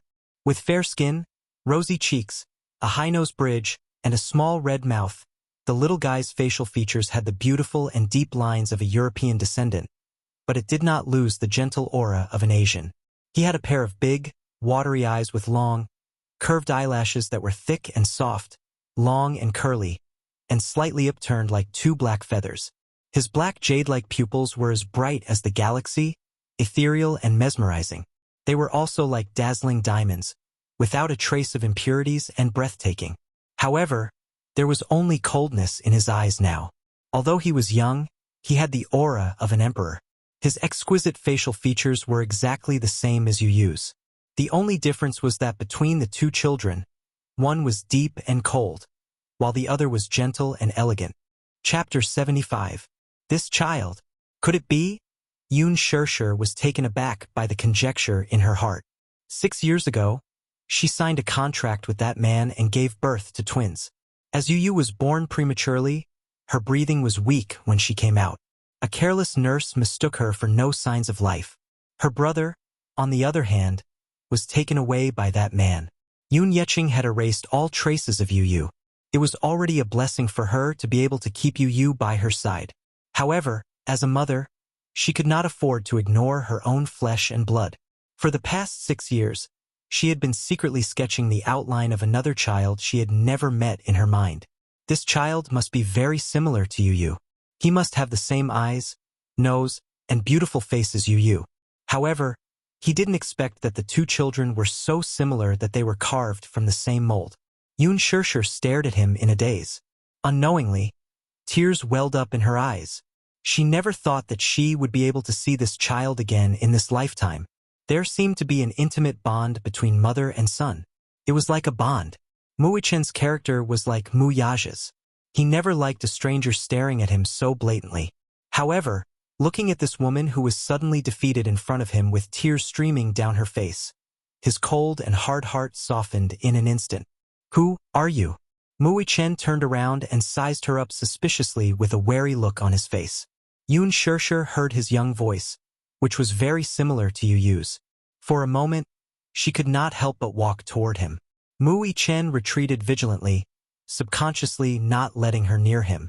The few helpers standing behind him hurriedly blocked Yun Shirshir's path when they saw her approaching. "Who are you? You're not allowed to go near the young master." Yun Shirshir opened her mouth but was tongue-tied for a moment. That's right. Who was she? Did she think that she could recognize this child? But his own flesh and blood was right in front of him, yet he couldn't recognize him. What kind of pain was this? What kind of irony was this? She smiled and said calmly, "Don't worry. I'm not a bad person. I won't hurt you." Mu Yichen's heart was warmed by his mother's gentle smile. He had never seen such a warm smile before. For as long as he could remember, his father rarely smiled in front of him. On the other hand, his mommy often smiled at him. But there were too many complicated things in her smile, which sent chills down his spine. For the first time in his life, this strange woman made him feel the tenderness of a mother. In an instant, a white light flashed in his mind, as if too many thoughts had entered his mind. But they were strangers after all, so he didn't show any signs of closeness. "Then why are you staring at me? I don't like it." Mu Yichen warned her, but his tone was not as cold as usual. It was only faint and emotionless. Yun Shirshir smiled and was about to reply when an unfamiliar female voice came from behind her. "Who's standing there?" Yun Shirshir turned her head in shock, only to see an elegantly dressed woman standing behind her, coldly sizing her up. However, the moment Yun Shirshir turned around, that woman instantly raised her guard. Yun Shirshir. Chapter 76. Mu Wanru was shocked. She didn't expect to meet her again here. After not seeing her for more than 10 years, the weak and helpless girl in her memory had grown into a beautiful, pure, and refined girl. The peaceful years didn't seem to have left any traces on her body. Even though she didn't put on any makeup, she was still shockingly beautiful. She was so young that she looked like a high school student. Yun Shirshir also saw her and a white light flashed across her mind. She felt that this face with thick rouge looked familiar, as if she had seen it somewhere before. However, she couldn't remember exactly where she had met her before. She only felt that she looked extremely familiar. Mu Wanru felt her hair stand on end from her stare. She secretly gritted her teeth. How small was this capital? Why did the person she didn't want to see the most appear right in front of her?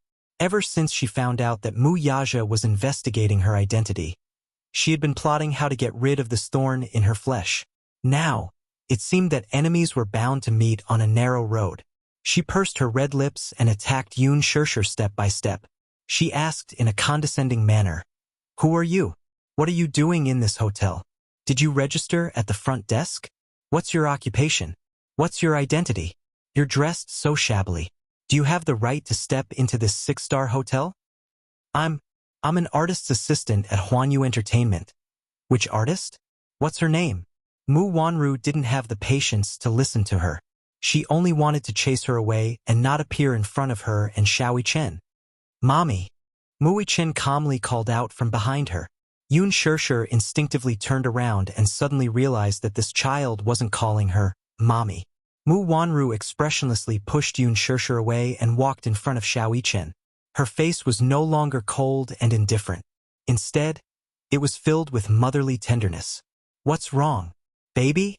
Yun Shirshir looked at the scene and suddenly realized the woman's identity. She was the woman who slapped her in the villa 6 years ago. She was that man's fiancée.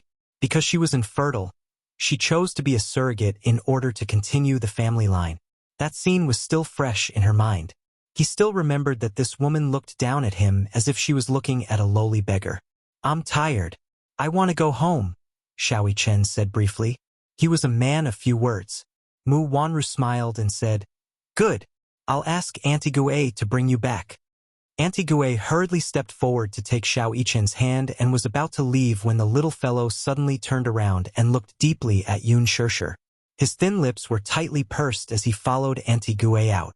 Only Mu Wanru and Yun Shirshir were left in the corridor. Yun Shirshir reluctantly looked at Xiao Yichen's receding figure. Mu Wanru suddenly stood in front of her and looked at her arrogantly. "Miss Yun, we meet again." "Hello." Yun Shirshir stepped back slightly. Her sharp aura was too piercing, so she had no choice but to keep a distance from her. "How have you been these past few years, Miss Yun?" Mu Wanru's thin lips curled into a cold smile. Her lukewarm greeting made Yun Shirshir feel strange. "Do you still remember me? I'm the young madam of the Mu family. We've met before." As Mu Wanru spoke, she approached her step by step. However, it seems like Miss Yun has completely forgotten the contents of the contract. His cold and mournful questioning caused people to tremble in fear. The last clause of the contract stated that Yun Shirshir would lose custody of the child forever. Chapter 77. Yun Shirshir's face was pale as she said slowly, "I haven't forgotten any of the terms in the contract. Madam Mu, don't worry. I won't appear in your son's life." "Really? You mean what you say?" "Yes." Yun Shirshir gritted her teeth, her heart bleeding. Mu Wanru's face finally revealed a smile, but it was extremely cold. "Then I hope that Miss Yun will not forget what you said today and will not go against the terms of the contract. If I find out that you've come to disturb my son and me again, I'll make you regret it." She inched closer to Yun Shirshir and warned her coldly. However, when they were so close, Mu Wanru could easily see the hickeys on her neck, and her gaze turned cold. Last night, Mu Yaja did not return. She had sent someone to investigate, and in the end, she saw him enter a suite in the hotel's CCTV. In the morning, Mu Yaja, who was dressed in a suit, left first. In the afternoon, a girl in a dress followed Mu Yaja's assistant out. Although her head was lowered and her face could not be seen clearly, regardless of whether it was her figure or her back view, it was exactly the same as this woman.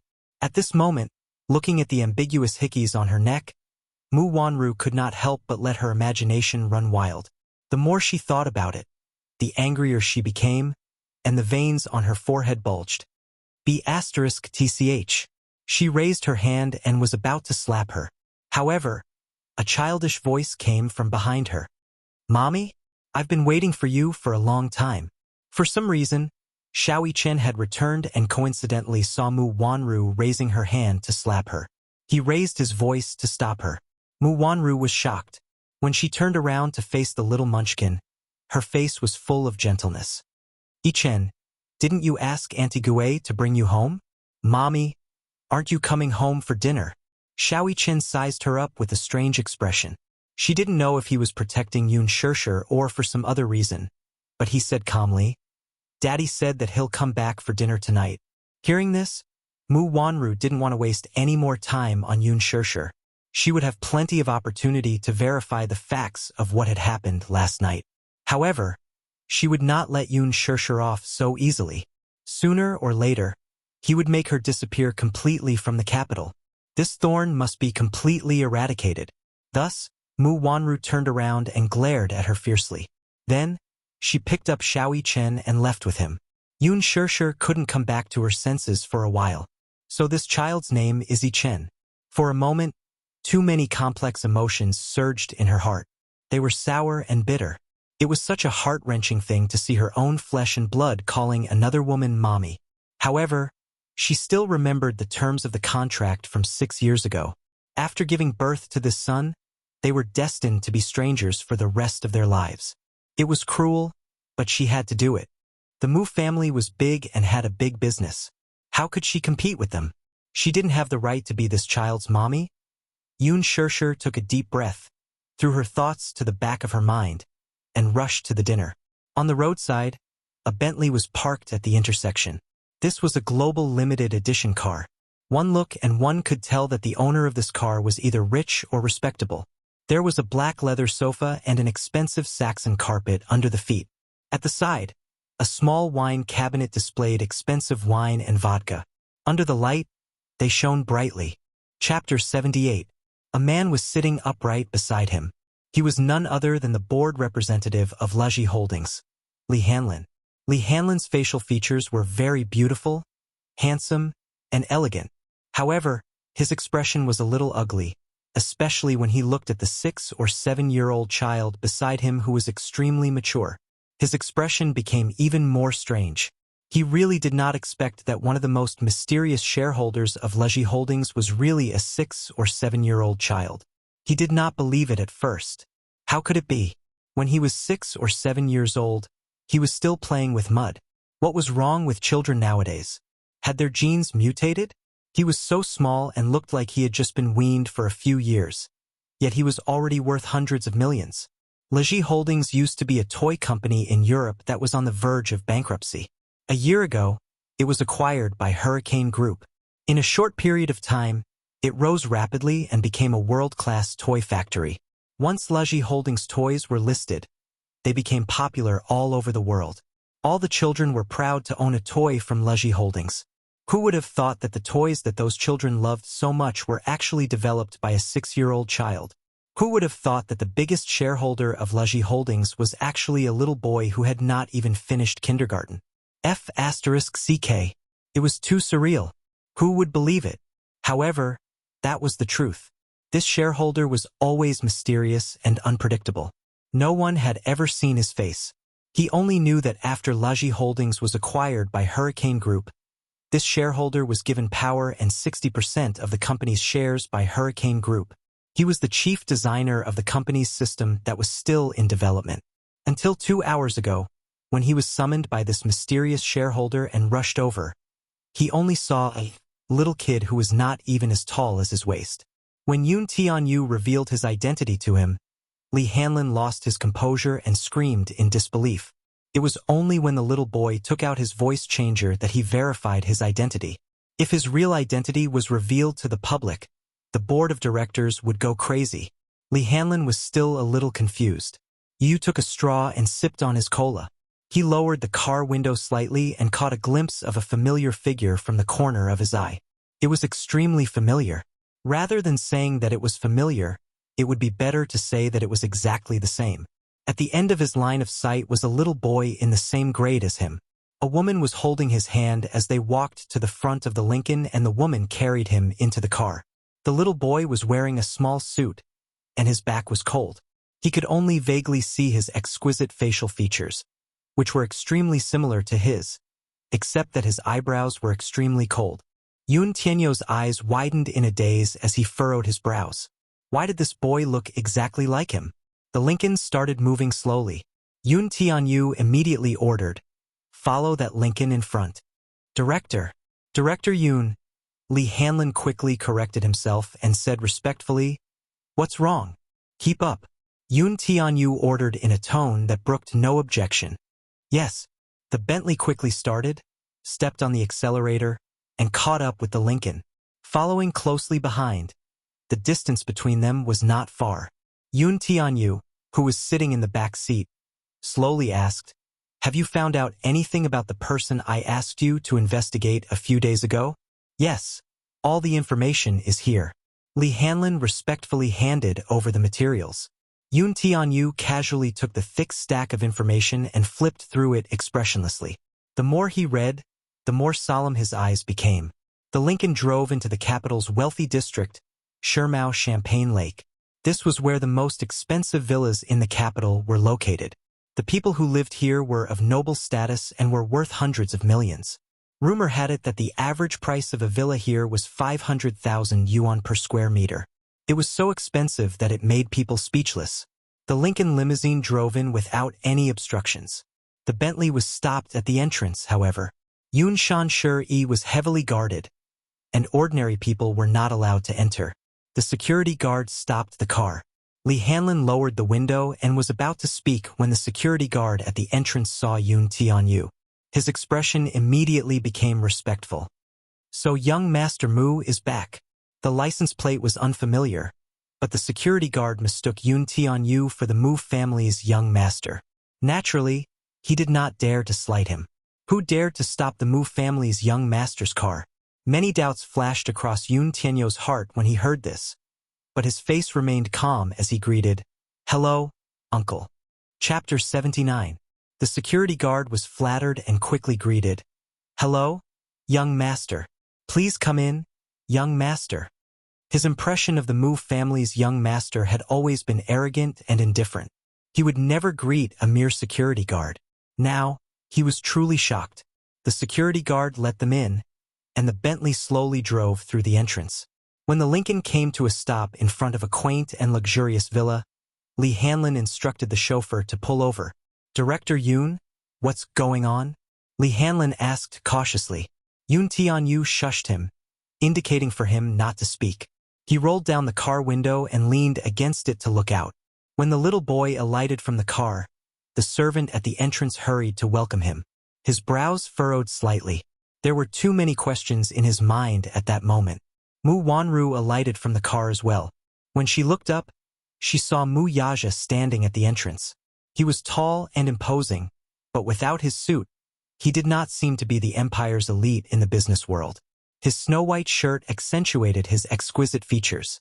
The night was bleak and hazy. All the floor lights in the villa's courtyard were lit.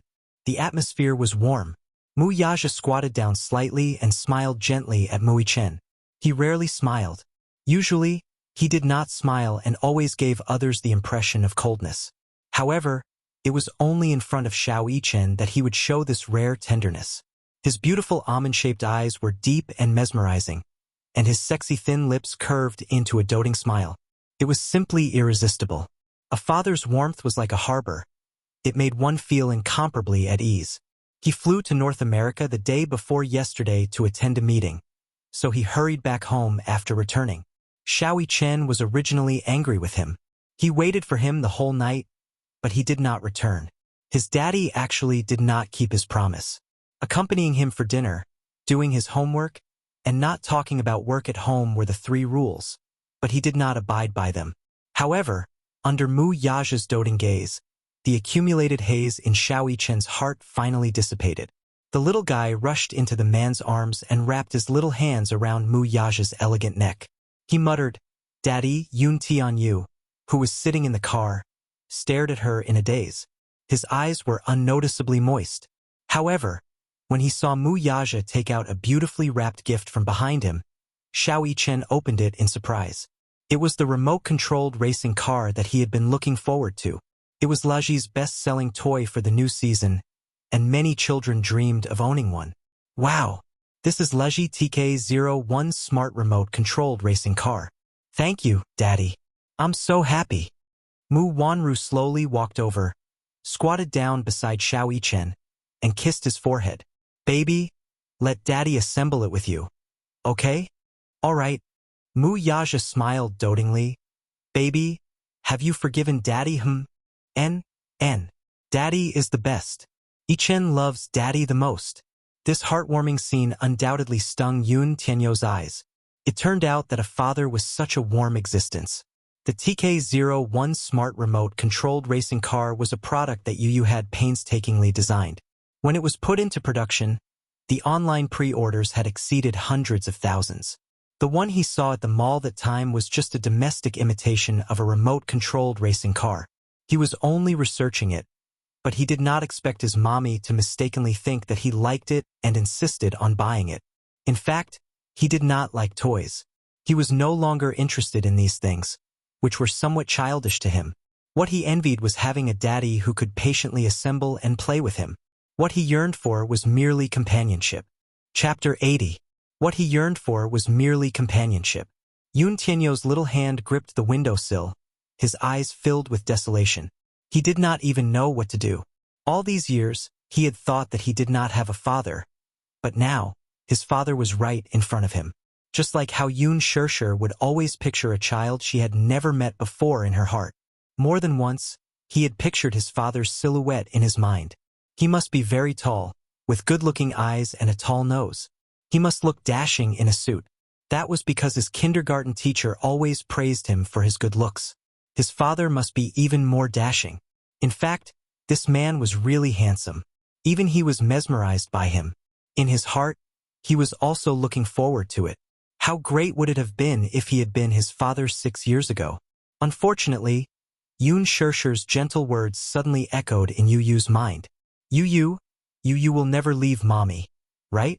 Yes, he would never leave mommy. Never. He was mommy's little god of warmth. He wanted to protect mommy and not let anyone hurt her. Even if it was his biological father, he would never allow it. Yu lowered his eyelids to hide the longing that flashed across his eyes as he slowly rolled up the car window. Mu Yaja carried Xiao Chen and dotingly caressed his little head. From the corner of his eye, he caught sight of an unfamiliar Bentley. He followed his line of sight and saw a Bentley slowly driving away. He could vaguely see a lonely silhouette through the car window. A child of about 6 years old was sitting in the back seat lazily with his head propped up. His eyes were downcast, and he looked a little lonely. His heart skipped a beat as if he had lost something important. Even his breathing stopped for an inch. Xiao Chen raised his head and saw his father looking into the distance in a daze. He frowned and asked, "Daddy, what's wrong?" Nothing." Mu Yaja lowered his head and curled his lips, but he was clearly distracted. The banquet was arranged in a VIP private room. Yoon Shirshir had just opened the door when she accidentally bumped into a lively scene. He saw Han Jingyi sitting in the arms of a fat middle-aged man, hitting the man's shoulder and acting coquettishly. Her shoulders were slightly exposed, and her attire was sexy and alluring. The circle of people sitting around her had a tacit understanding of each other. They just sat on the side and chatted wittily, as if they were already used to this erotic scene. In the circle, there were many unrestrained scenes. They were already used to it. The middle-aged man who was hugging Han Jingyi was the big boss of a real estate development company, Yen Liangxiong. He had a strong net worth and quite a bit of status. He was the one who had raised Han Jingyi to the top. Yoon Shirshir was not used to such a scene, but she forced herself to fit in as soon as possible and sat beside Han Jingyi. However, the moment he walked in, the atmosphere in the room changed slightly. Originally, Han Jingyi was a young model who had graduated from an art school. Although she was inexperienced, she knew the rules of the entertainment industry and knew the rules. With her good looks, she signed a contract with Huanyu Entertainment. However, after a year of debut, she did not receive any resources and remained unknown. Chapter 81. Yen Liangxiong was obsessed with beauty, and he especially liked young models like Han Jingyi, who had a slim figure and a sweet appearance. Han Jingyi naturally catered to his fancy. She took part in a few reality shows and made a small name for herself. Yen Liangxiong had a lot of assets. He was one of the biggest investors in Huanyu Entertainment's huge youth film, The Green Apple. Han Jingyi's manager was well aware of the unspoken rules of the entertainment industry, so she made an appointment with Yen Liangxiong. She hoped that Han Jingyi could use this opportunity to whisper something in his ear. If she could be the female lead of The Green Apple, her day of success would be just around the corner. Therefore, at the dinner party, Han Jingyi was full of thoughts about this rich and overbearing big boss. This Yen Liangxiong was simply overjoyed by her coaxing. Seeing that the female lead was about to be finalized, Han Jingyi thought. However, when Yoon Shirshir entered the private room, everyone's eyes fell on her. At this moment, no one was looking at how Han Jingyi was acting coquettishly. Even Yen Liangxiong, who had been aroused by Han Jingyi a moment ago, had lost interest in the young model in his arms. He actually had evil thoughts about Yoon Shirshir. He had never seen such a pure and otherworldly girl in the world. Yen Liangxiong's voice was soft, as if he was afraid of scaring this fairy-like girl. Han Jingyi's face was full of embarrassment. She had finally coaxed Yen Liangxiong into beaming with joy, but in the blink of an eye, this man's thoughts were no longer with her. She was indignant. She looked at Yoon Shirshir angrily and said disdainfully, "Oh, this is my new assistant. She's new and doesn't know any better. Why didn't she propose a toast when she came? Are you looking down on President Yen?" When Yoon Shirshir heard this, Her eyes were filled with panic. She hurriedly said, I can't drink. She couldn't hold her liquor and was drunk after 2 glasses. She had never experienced such a scene. Her voice was low, like a lost deer. She was very guilty, but because of her delicate voice, it was very pleasant to the ears. Liang Xiong looked at her tender and white face, and because of that delicate and lovable voice, his imagination ran wild. A girl like Yun Shishir, pure and innocent, was rarely seen in the entertainment industry. Even if there were pure girls, they would be tainted by this big vat of dye. Otherwise, they would be faking it. However, a man could tell at a glance whether a woman was pretending or not. Especially a veteran in love like Yen Liangxiong. He was even more certain that this girl was a rare and precious stunner. This girl was beautiful and had a delicate temperament. What was even more commendable was that she lacked the exaggeration of those female artistes in the circle and had a pure and refined air about her. If he could capture her, then those little wild models in the entertainment industry who couldn't wait to throw themselves at his door and use all sorts of schemes to climb into his bed wouldn't even be able to enter his eyes. Just thinking about it made his body heat up. Yen Liangxiong's heart could not help but itch. Yen Liangxiong looked at Yun Shishir with reddened eyes. You can't drink. That's an excuse, right? As Yen Liangxiong said this, he actually pushed Han Jingyi to the side. Then, he leaned closer to her and sized her up with an extremely strange gaze. That explicit gaze made Yun Shishir's scalp tingle. Even so, she still put on an excellent professional integrity. She cursed this old pervert in her heart and looked down. Chapter 82. I really can't drink. I'm allergic to alcohol. 1 glass and I'll get drunk. Just drink a little. Yen Liangxiong was obviously unhappy with her refusal. She can't drink? That's right. It would be much easier to deal with this woman when she was drunk. Han Jingyi, who was pushed aside, was so angry that her face turned red. Who found her an assistant? She was obviously the reincarnation of a vixen who was here to seduce men. Yun Shishir was shocked by the scene of her being forced to drink. It wasn't that she had never entertained clients before, but she had always used tea as a substitute for alcohol. No one had ever forced her to drink. Now that she was facing this situation, she was a little stunned. Han Jingyi saw that Yen Liangxiong's thoughts were all on Yun Shishir, and she hated her to the extreme. Why was this new assistant so beautiful? Look, it had only been a few minutes since she entered the room. Was she trying to steal the souls of all the men in the room? She must have been a vixen in her previous life, right? She was cursing viciously in her heart, but she forced a smile on her face. President Yen, why do you have to lower yourself to the same level as a mere assistant? It's fine if she doesn't know how to drink. She's not even willing to give you face, President Yen. She's obviously looking down on you. Please calm down. I'll fire her right away. She originally thought that by fanning the flames, Yen Liangxiong would be furious at Yun Shishir for not knowing what was good for her. However, in the next moment, Yen Liangxiong's reaction left her dumbfounded. Eh? Fire her for? This little assistant is so fun. She hasn't seen the world yet. She'll get used to it after seeing more of it. As he spoke, he suddenly thought of something and said meaningfully, Jingyi, didn't you want the resources for the green apple?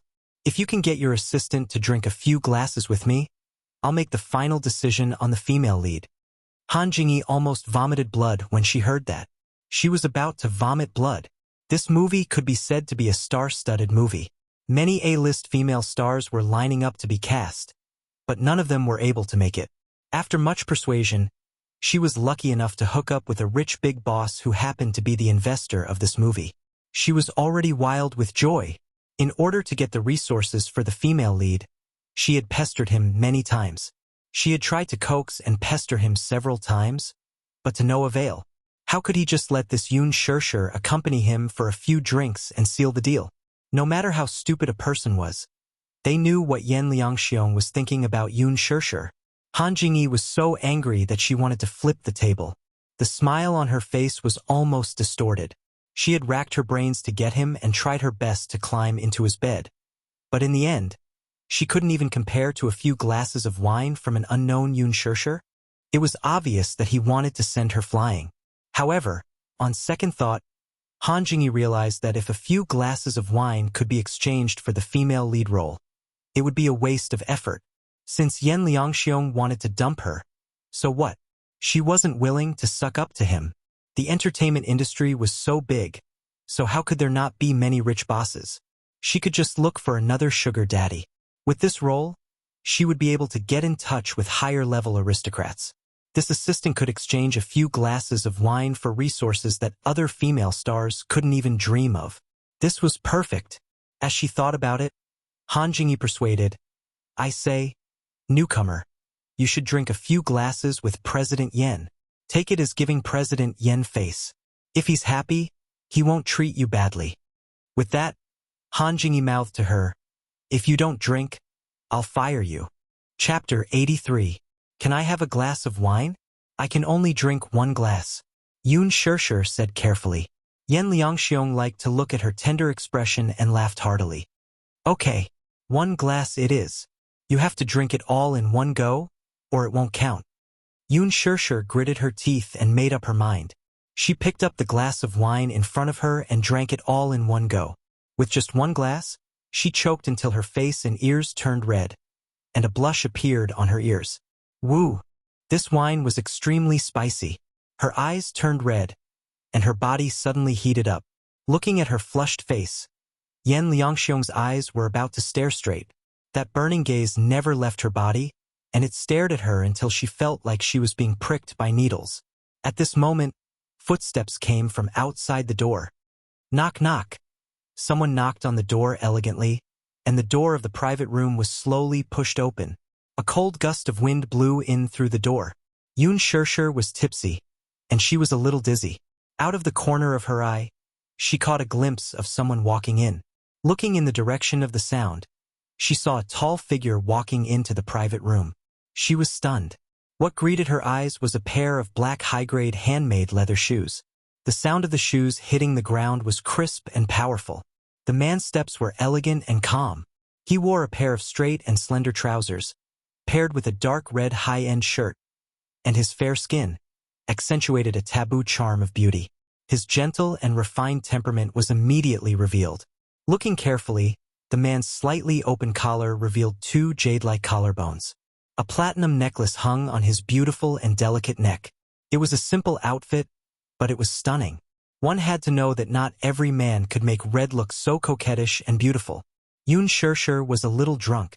She felt that her neck was a little stiff, so she couldn't raise her head to look at the man's face. It was only when he came closer that she saw his face, the nobility and arrogance in his gestures, and the trace of melancholy in his eyes. This was the first feeling that this man gave her.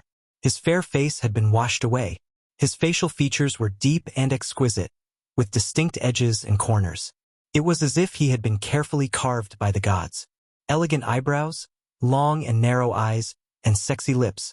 This kind of beauty was difficult to describe with words, so much so that everything in the world was as insignificant as dust in front of him. He looked very young, clearly only around 25 years old, but he gave off an extremely mature and steady feeling. That kind of maturity was not an appearance, but a bearing that came from his bones, which did not match his age. She took a deep look at him and felt that there was a hint of the vicissitudes and coldness that belonged to his youthful appearance. It was complicated, deep, and hard to figure out. Her delicate face stunned Yun Shishir. How could she not be familiar with this cold man in front of her? In the current entertainment industry, Gu Xingze was definitely one of the best in terms of qualifications and net worth. He had created an era that belonged only to him, Gu Xingze. At the mention of this man, his glorious background was the center of attention. He had been discovered by talent scouts when he was studying abroad at the age of 15 because of his stunning good looks. He was invited to sign with an entertainment company, and then he made his debut with a record. His first record sold over 10 million copies, and his first movie was a Hollywood blockbuster. He became famous overnight and won various awards at the Oscars Film Festival. After that, his global popularity soared. Chapter 84. There was no shortage of handsome male artists in the entertainment industry. However, in such a dirty and complicated environment, one would be eliminated sooner or later if they did not know how to fight for it. However, Gu Xingze was a miracle. It was not only because of his enviable handsome face, but also because of his exceptional acting talent and magnetic voice. Gu Xingze became an instant hit from the moment he debuted. From a handsome and delicate young idol with immature acting and singing skills to a superstar who had dabbled in all three fields of film, television, and singing, he had 10 platinum records and was even known as the box office bomb at the beginning of the century. Whether it was his acting or singing skills, he had already honed them to perfection. In the 10 years since his debut, Gu Xingze had become an immortal legend in the entertainment industry. He was also the only person who could represent the domestic entertainment industry and was a milestone in the domestic entertainment industry. The entertainment industry was filled with waves and sand, but his status as a superstar had not been shaken for 10 years. His journey to stardom had been so smooth that many people were jealous of him. There were countless legends about him. In this industry, 10 years was an era. However, the end of Gu Xingze's era was still far away. But why would he appear here? Once he saw him, Yan Liangxiong immediately stood up and greeted him warmly. He shook his hand. His assistant, who was standing beside him, quickly stepped forward and apologized profusely. "President Yan, I'm so sorry. Haha, it's rush hour now. I'm sorry to have delayed you on the way." Everyone knew that Yan Liangxiong was a person who had a strong sense of time. He had always been prejudiced against people who were late. No one was an exception. It was already late. Gu Xingze was stuck in traffic when he received his call. He had arranged to meet Gu Xingze at a hotel to discuss the female lead. Gu Xingze was also one of the film's producers. Although he was engrossed in memorizing the script and had a hard time coming up with his lines, he did not want to neglect this hard-to-please boss and hurried to meet him. However, he was still a little late. "Director Yan, why did you ask to meet me here? Is there a reason?" Gu Xingze was puzzled. The handover had already been settled. The script had been planned. The actors had been decided. And the sponsors had been decided. What else was there to rush him over in such a hurry? "Ha ha, Xingze, let's sit down and talk. Let me introduce you to someone." Yan Liangxiong turned sideways and invited him to take a seat. Only then did Gu Xingze notice that there was another woman sitting in the private room. Her posture was elegant and her makeup was exquisite. However, there was no aura around her. There was admiration and yearning in her eyes as she looked at him. Han Jingyi wanted to be his female lead even in her dreams. Although she had debuted for more than a year and had been in the industry for a long time, this was her first time meeting the Heavenly King. The real person was even more dazzling and handsome than the photos in the magazines. Han Jingyi didn't drink much, but she felt a little drunk. Gu Xingze had the kind of temperament that could intoxicate any woman. How many women yearned for a male god like him? Seeing this, Gu Xingze could not help but feel suspicious. He looked at Yan Liangxiong meaningfully and waited for him to introduce her. Out of the corner of his eye, his gaze landed on Yun Shishir. At that moment, she was already very drunk, but she stubbornly pursed her lips. Her fingertips were clenched tightly on the table. He did not know what she was angry about. Chapter 85. Han Jingyi wanted to be his female lead even in her dreams. Although she had debuted for more than a year and had been in the industry for a long time, this was her first time seeing the Heavenly King in person. He was even more dazzling and handsome in person than in the photos in the magazines. Han Jingyi did not drink much, but she felt a little drunk. Gu Xingze had a temperament that could make women drunk. How many women yearned for such a male god? Gu Xingze saw this and could not help but feel suspicious. He looked at Yan Liangxiong meaningfully, waiting for him to introduce her. Out of the corner of his eye, his gaze landed on Yun Shishir. At this moment, she was already very drunk, but she stubbornly pursed her lips.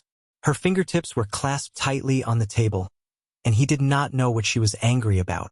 Her eyes were red, and there was a clear mist at the bottom of her eyes. The emotions on her face were constantly changing. Forbearance, stubbornness, embarrassment. At that moment, she seemed to have stunned his gaze. For some reason, a scene from the script seemed to appear in front of Gu Xingze's eyes. The female lead and the male lead had an argument. They got drunk in the bar, one glass after another, and cried bitterly in the noisy music. In the end, they stubbornly endured it. At that moment, they restrained themselves and their hearts broke without a trace. "In Shachuan, This girl was Yin Xiachuan. Just as he was stunned, Yan Liangxiong interrupted his daze. Xingze, let me introduce you. This is Huanyu Entertainment's new artiste, Han Jingyi. Yan Liangxiong smiled and leaned closer to him, whispering, Xingze, you've met her. She's pretty, right? I'm sure she has a bright future ahead of her. Please promote her in the future. In other words, was he going to support her? Gu Xingze frowned slightly. His thin lips parted, but he did not say anything in the end. Han Jingyi looked shy and slowly reached out her hand to him. However, Gu Xingze did not even look at her. He had always been proud and arrogant. He never gave face to people he did not approve of. It just so happened that there were quite a few people in the entertainment industry who fell for such a proud and aloof personality. Speaking of which, no matter how beautiful this Han Jingyi was, she was at most an unknown newcomer, right? There was no spiritual energy in her temperament. She was like an empty puppet. What ability did she have to make Yan Liangxiong praise her so much when she had just debuted? Could it be that he had used the unspoken rules to get to her position? There was contempt in Gu Xingze's eyes. Beautiful? Is there something wrong with General Manager Yan's taste? Gu Xingze's mouth was full of poisonous thorns. With her looks, even if President Yan likes her, she won't be able to enter my eyes. President Yan, don't think that you can promote the woman you've slept with just because you want to. It's not up to you to decide the female lead of this movie. You know, I'm also one of the producers of this movie. Yan Liangxiong was taken aback, and his expression turned a little awkward. Ridiculing the woman he was playing with in front of him, more or less put him on the spot. Gu Xingze had been in the industry for many years. He had a strong backing and a high net worth. Naturally, he did not dare to offend him. However, this kind of humiliation also made him lose face. When Han Jingyi heard this, she was as stiff as a rock. The male idol in her heart actually ridiculed and humiliated her in front of so many people, making her lose face. Chapter 86. Xingze? Don't call me Xingze. Do we know each other well? Gu Xingze looked at her coldly. Yan Liangxiong could not put down his pride and immediately gave her a look. Han Jingyi quickly raised her wine glass and toasted him. I'm sorry, Mr. Gu. I don't know how I have offended you. If I have offended you in any way, I hope that you will forgive me. However, her pitiful apology only made Gu Xingze more disgusted. Don't. The wine you're toasting is dirty. Han Jingyi was stunned. She felt as if she had been smashed to pieces. Earlier, she had heard rumors that Gu Xingze was as arrogant as a king. Sometimes, he would not give face to those he detested, and his mouth would be poisonous. Now, she had experienced it for herself. Moreover, President Yan, is there something wrong with your taste? This woman is tacky and smells of rouge. How can she play the role of the pure Yin Xiachuan? First of all, her appearance is not right. If I were to act with her, I'm afraid that I would vomit. Gu Xingze continued to use his poisonous tongue. Han Jingyi could no longer sit still. Why was this Gu Xingze's mouth full of poisonous thorns? He was mocking her as if she was worthless. There were so many female celebrities in the entertainment industry. How many of them relied on their own abilities to get to where they were? Didn't they rely on flattery? She was so angry that she was about to cry. Gu Xingze snorted when he saw her trying to act pitiful. She wanted to be his female lead and climb up his social ladder? Dream on. Why? Do you still feel wronged? Gu Xingze's face was cold. If you know what's good for you, you'd better quit the production of The Green Apple. Otherwise, I won't be in the mood to work when I see you. After a pause, his gaze fell on Yun Shishir, who looked a little confused. He was stunned. What's your name? Yun Shishir saw that Gu Xingze was asking for her name. Although her mind was still in a daze, she sat up straight and said nervously, Hello. My name is Yun Shishir. I'm Miss Han Jingyi's assistant. Are you her assistant? Gu Xingze was a little surprised. He had thought that she was a newcomer who had just signed a contract. She was pure and beautiful, untainted by filth, and very much in line with the temperament of the female lead in his heart. The Yin Xiachuan in his heart was exactly the same as her. Gu Xingze shook his head. His beautiful eyes curved and a warm smile appeared on his face. She's so clean and pretty. Why did she become the assistant of a nobody model? How useless. I also just found a job today. Gu Xingze glanced at Han Jingyi, whose face was getting darker and darker, and sneered. She won't be able to become famous. You'll have no future if you follow her.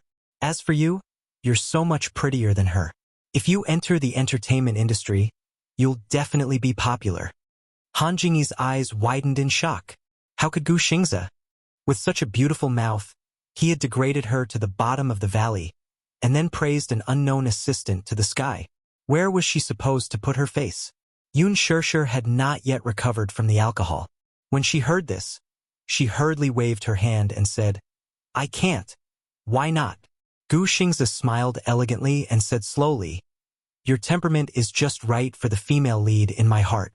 Bang! Han Jingyi could not take it anymore. She slammed the table and stood up. She looked at Gu Xingze with a gloomy face and sneered, Gu Xingze, have you said enough? Chapter 87. She had drunk some wine earlier and was a little tipsy. With Gu Xingze flattering her and belittling her, she was naturally unhappy, especially after being belittled by her idol. With the alcohol in her system, she decided to let it all out. Isn't she just a new little assistant? How can she be compared to me? Han Jingyi was angry. Every girl had a dream, and her dream was Gu Xingze. When Gu Xingze debuted, he had always been her idol because of his handsome image and superb acting skills. She had always seen Gu Xingze as her beacon of hope. Hence, when she turned 18, her dream became even more passionate. She swore to herself that she would enter the entertainment industry and become a celebrity. That way, she would have more chances to see Gu Xingze. Hence, she hardened her heart and took her parents' savings to travel around Korea. So what if she was not born well? Nowadays, the plastic surgery industry was booming. She could get double eyelids, a delicate nose, and a good figure. She signed with a modeling agency and easily entered the entertainment industry. For the sake of Gu Xingze, she almost went crazy and did everything she could. Even though she did not have the talent for acting, she used some underhanded methods to gain some fame. She was getting closer and closer to her dream. Gu Xingze, on the other hand, destroyed this hope of hers. How could this little assistant, who came out of nowhere, compare to her? You are Yun Shirshir, right? You don't have to come to work tomorrow. You're fired. Han Jingyi lashed out at Yun Shirshir in exasperation, venting all her anger on the latter. Yun Shirshir was stunned. She felt that she had been unjustly implicated. Gu Xingze smiled and said, Coincidentally, I am lacking an assistant. Shirshir, are you willing to be my assistant? Before he finished speaking, everyone at the table was in a mess. Who was Gu Xingze? He was a superstar in the entertainment industry. He was arrogant and had a net worth of hundreds of millions. His popularity was at its peak. The line of people who wanted to be his assistant stretched from here to Hollywood. Many people were racking their brains just to be one step closer to their idol. Now, he was asking an unknown girl if she was willing to be his assistant? This world was simply too fantastical. Yun Shirshir was also stunned. Are you not willing? I will pay you a high salary. Also, I am very gentle with my subordinates. I am much easier to serve than this woman. Yun Shirshir heard this and said, I am willing. Gu Xingze heard this and his eyes filled with gentleness. Then you can come to my studio to officially report tomorrow. As he said this, he stood up gracefully and said to Yan Liangxiong, who was already stunned, It is getting late. President Yan, I will not keep you company. Everyone was stunned. Gu Xingze pushed the door open and was about to leave. When he turned around, he saw Yun Shirshir still sitting there in a daze. He said helplessly, My little assistant, it is so late. Shall I take you home? Oh, Yun Shirshir was a little dizzy. Superstar Gu wanted to take her home? Would his fans throw darts at her and spit at her? Yun Shirshir stood up obediently and left with Gu Xingze. Yan Liangxiong came back to his senses and spat angrily. He was naturally unhappy to see the beauty in his mouth being snatched away from him. Chapter 88. There was someone who was even more unhappy than her. Han Jingyi said, Humph, how am I not as good as this B***tch? I think she must be the reincarnation of a vixen, born to seduce men. Humph, forget it. Han Jingyi. You should think of a way out. Yan Liangxiong sneered. After Gu Xing's words, he couldn't help but think that this woman in front of him was just an ordinary woman. Compared to Yun Shirshir, she was nothing. She was like a wildflower by the roadside. He didn't like her. What do you mean? Han Jingyi was confused. You're still a newbie in Huanyu. How dare you go against Gu Xingzi? So what? Han Jingyi had already given up on Gu Xingzi. Being mocked by her idol was like being stabbed in the heart. I think you don't know the immensity of heaven and earth. Don't you know? Gu Xingzi holds 20% of Huanyu Entertainment's shares. He's one of the company's major shareholders. Even I have to act according to his wishes. Who do you think you are? How dare you slam the table with him? Don't even think about working in this industry anymore. Wait for your contract to be terminated tomorrow. What? Gu Xingzi is a major shareholder of Huanyu? Oh my god. Han Jingyi gritted her teeth. She was so regretful that her intestines were turning green. President Yan, what should I do? I don't want to be fired. Han Jingyi cried and begged. Humph. I can't save you. Look at you. You have big boobs but no brains. You don't think before you speak. You're making me unhappy. Yan Liangxiong waved his hand and left. Just as he left the hotel, Gu Xingzi turned around. Yun Shirshir walked unsteadily and bumped into his chest. Ouch! She rubbed her forehead. She was a little dizzy. Gu Xingzi pinched Yun Shirshir's nose and said helplessly, Silly girl. Why don't you thank me for saving you from the tiger's den? What do you mean? Yun Shirshir was still a little confused. Naturally, she didn't understand the meaning of her words. You're not in the industry, so you don't know what kind of person Yan Liangxiong is. He leaned over and looked into her eyes. His breath smelled like orchids. He likes girls like you. You're so pure, innocent, and tender. If you didn't come out with me just now, you would have been eaten alive by him. Are you scared? Gu Xingzi saw that she was in a daze. He couldn't help but love this girl who was as pure as a little white rabbit. He rubbed her head affectionately. This industry is like this. Materialistic people like you will be eaten alive sooner or later. Yun Shirshir was still a little shaken. She said gratefully, Thank you. If it weren't for you, I'm afraid I would have been in deep trouble today. If it weren't for him, she really didn't know how to face Yan Liangxiong, who wanted to eat her alive. Let's go home then. Gu Xingzi patted her shoulder. What time should I report for work tomorrow? Then, she asked with a smile as she trailed behind him. You really want to be my assistant? Gu Xingzi didn't know whether to laugh or cry. It's very hard to be my assistant. Not only do you have to do public relations for me, but you also have to deal with paparazzi. What's worse is that you have to face situations like today. Can you handle it? Yun Shirshir suddenly realized that being an assistant wasn't an easy task. Then you asked me if I was willing to be your assistant. Chapter 89. I was helping you get out of trouble, Gu Xingzi said matter-of-factly. You must be a very sensible girl, right? Gu Xingzi looked at her and suddenly said, You must have suffered a lot just now, but I didn't see you shed a single tear. I'm used to it. Yun Shirshir's shoulders shrunk a little when he touched the most vulnerable part of her heart.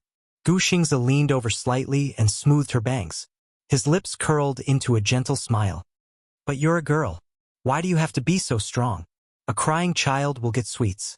Yun Shirshir was a little stunned. Since she was young, she had been very sensible and strong. She was even overly stubborn. Even if she had suffered a lot, she had never said a word. She had endured it all by herself. But the more she endured, the more she had to bear. She pursed her lips and smiled at Gu Xingzi. Thank you. I understand what you mean. Yes, you're a girl. You have to make good use of your advantages. Gu Xingzi suddenly thought of something and a smile flashed across his eyes. It's a pity that you're my assistant, but with your talent, it's a waste if you don't act. Huanyu is investing in a movie called The Green Apple. They're holding a nationwide audition for the female lead. Do you want to try? Yun Shirshir's eyes flashed when she heard this. She couldn't help but struggle in her heart. This is the invitation. Tomorrow is the last audition. I'll be there. Gu Xingzi handed her a small and exquisite letter. This letter was more exquisite than a normal invitation letter. It was inlaid with gold and had a piece of satin lace. It was a first-class invitation letter, and there was only one of it. Gu Xingze gave it to her. It went without saying that he valued and appreciated her. Outside the window, it was raining. Gu Xingze's assistant rushed over. He was stunned when he saw a thin girl beside him. Xingze, this is... Oh. Gu Xingze didn't know how to introduce her. Yun Shishir was a little dizzy because of the wine, but she still forced herself to stay awake and smiled politely. Hello? My surname is Yun Shishir. Oh, Shishir. That's a very nice name. The assistant smiled gently. The three of them chatted for a while before heading to the parking lot. The Bentley was parked by the roadside.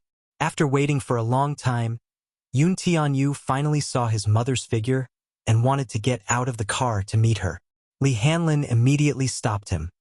Director Yun, it's raining heavily outside. You should wait in the car. Yes, I'll have to trouble you then. Li Hanlin smiled and got out of the car with an umbrella. Gu Xingze's nanny van was parked not far from the Bentley. Just as the three of them were about to get in, a man in a suit got out of the Bentley in front of them. Miss Yun, I'm here to pick you up. Gu Xingze looked at the man and then at the expensive luxury car behind him. For a moment, his eyes were filled with doubt. This man, who looked like a dragon among men, was very respectable. Yet when he looked at Yun Shishir, he was incomparably polite and gentle. Who was he? Why was he here to pick up Yun Shishir? It was not that he had never seen such a scene before. Many female artistes in the entertainment industry looked pure and clean on the screen, but in reality, they had sugar daddies behind them. They would do anything to get ahead, be it drinking or sleeping with others. No matter what dirty methods they used, they would do anything to get ahead. He had been in this industry for many years and knew how muddy the waters were. A-list female artistes often had a few sugar daddies behind them. Once one was tired of her, he would dump her to the next. Women were like commodities for him to enjoy. Chapter 90. Yun Shishir was confused. She did not know the man in front of her. Who are you? Li Hanlin's smile did not change. He leaned closer to her and said softly, Young Master Yun is waiting for you in the car. Young Master Yun? You? Yun Shishir's expression changed again and again. She looked at the car in shock and panic. However, she saw Yu leaning against the window and waving at her with a warm smile on his face. Only then did her heart calm down. Gu Xingze, thank you. You don't have to send me off. Be careful on the road. Shishir, are you all right? Gu Xingze was a little worried when he saw this. He did not know where this man came from, so he was naturally worried. His assistant beside him could not help but feel a little confused. What was wrong with Gu Xingze? She had been in the entertainment industry for so many years, but she had never seen the cold and arrogant Gu Xingze look at a woman more than once. Gu Xingze was an ascetic, handsome man. She had even doubted his sexual orientation. However, the young lady in front of him was indeed different from other women. She had delicate features and an aura that no one in the industry could compare to. I'm fine. Don't worry. Yun Shishir smiled and hurriedly followed Li Hanlin into the car. Gu Xingze looked at her and was stunned. He then smiled helplessly. He seemed to have lost his composure today. Perhaps it was because he had seen too many dirty tricks in the entertainment industry. Now that he saw an unbelievably pure woman, he actually had some inexplicable emotions. He actually wanted to protect this purity of hers. Gu Xingze sighed softly. He walked slowly into the nanny van and left. Yun Shishir got into the Bentley. She was stunned by the gorgeous scenery in the car. She had never sat in such a luxurious car. She had only seen it on TV. Yu, why are you? Yu rolled his eyes. Obviously, he would not tell her his true identity. If he said it out loud, he was afraid that Mommy would not be able to take it. For the past 6 years, he had always played the obedient card and played the innocent role. If he told the truth, his mommy would never believe it. Mommy, this is Uncle Li. He's the principal of my kindergarten. Li Hanlin was also quick-witted and immediately followed up. Nice to meet you, Miss Yun. Nice to meet you. With a smile on his face, Li Hanlin was in disbelief. He looked at Yun Shishir with an unfathomable gaze. God, what was the background of this young and beautiful woman in front of him? She looked like a high school student who had yet to graduate. Could it be that she had saved the galaxy in her past life by giving birth to a genius like Yoon Tianyu? How did she give birth? Can you tell me the trick? He also wanted to go back and do some research. He wanted to give birth to a child as smart as Yu. Li Hanlin beat his chest and stamped his feet in his heart as he looked back and forth between the mother and son with envy. He also wished he had such a considerate and warm son. Yoon Shirshir smiled. Hello? Principal Li. I've been busy with work. Thank you for taking care of Yu these past 2 years. Li Hanlin's lips twitched. He was a little confused. You're too kind. Yu is so smart and has been performing well all this while. Principal? How could a principal afford to drive such a car? Yoon Tianyu smiled and interrupted this topic. Principal, thank you for sending me and my mommy home today. You're welcome. Li Hanlin smiled and immediately instructed the chauffeur to start the car. The Bentley slowly started moving. However, the three were unaware of it. Not far away, a Bugatti Veyron followed closely behind. Chapter 91. Wuxia, who was in the driver's seat, looked ahead and tightened his grip on the steering wheel. As they sped along, the night view flashed past the window. Yoon Shirshir really treated Li Hanlin as the principal of her kindergarten and kept asking him about Yu's situation in school. Principal Li, as a mother, I'm really incompetent. How is Yu's performance in school? Did he cause you any trouble? Li Hanlin maintained a polite smile on his face, but he was about to cry in his heart. It was too difficult to act out this act. He turned his head and looked at Yu helplessly. The little one saw that he was in a difficult position and couldn't help but snicker. His beautiful eyes curved into crescents and he looked exceptionally beautiful. Mommy, didn't the principal say that Yu's performance was very good? He stuck out his tongue. In fact, his performance in kindergarten was quite good, especially his popularity in the school. Not only was he smart, but his delicate and handsome face also made him the little male god in the hearts of many little Lolas. The girls who wanted to hold hands with him lined up from the school gate to his classroom door. Even the teacher doted on him. The boys in his class were also very respectful towards him. Along the way, the three of them chatted happily. The Bentley soon stopped in front of the apartment building. At this moment, the night was already a little chilly. Yoon Shirshir carried Yu out of the car. The cold wind blew and both mother and son shuddered. Yu buried his head in Yoon Shirshir's chest and gave him a look. Li Hanlin immediately came forward and put his coat on them. Before Yoon Shirshir could thank him, a beam of high beam shone on the three of them. The beam of high beam was extremely strong and was accompanied by the low roar of a high-performance sports car's engine. Vroom, vroom, vroom. The sound came one after another. It was as if an angry lion was growling threateningly, glaring at them like a tiger eyeing its prey. It was ready to pounce on them in the next second. Yoon Shirshir was a little frightened. She subconsciously pulled Yu into her arms and covered his eyes. The beam of light was so strong that she could not open her eyes. Li Hanlin also covered his face with his hand, and his face gradually became sullen. Damn it! This sports car's headlights must have been modified. They were so strong that they almost blinded people. Just as he was about to explode, the headlights went out. The roar of the sports car's engine also quieted down. Tranquility returned under the night sky. Yoon Shirshir was in a trance for a while before her vision finally cleared up. She glared at him angrily. The sports car was parked quietly under a street lamp not far away. It was a silver Bugatti Veyron convertible sports car. With its streamlined lines, it was obvious that it was expensive. However, when she saw the cold-looking man in the driver's seat of the sports car, she felt as if she had fallen into an ice cellar. Wuxia sat in the driver's seat with a gloomy expression. A cigarette that was about to burn out was held between his fingers, and the sparks flickered. The ashes fell on the exquisite steering wheel, as if his eyes were covered with dust. He sat motionless, as handsome as a god. His handsome face, which looked as if it was carved by the gods, was extremely tense at this moment. Especially his deep eyes, which were like an abyss, could not wait to devour the soul of the woman in front of him. There was anger in his eyes, but even he couldn't understand why he was so angry. He, Wuxia, actually lost control because of a woman. Chapter 92. He didn't understand why he had lost control. He only knew that something in his heart had been ruthlessly torn apart. Now, he couldn't suppress that anger at all. It was mixed with things that he refused to admit: desire, jealousy, and unwillingness. He had originally chased after the Bentley. When the car left, he vaguely saw the young, unfamiliar, yet inexplicably familiar face. In his shock, he drove over and happened to see Gu Xingze and Yun Shishir leaving the hotel together. He also happened to see Gu Xingze gently brushing Yun Shishir's hair away from her forehead. They were so intimate.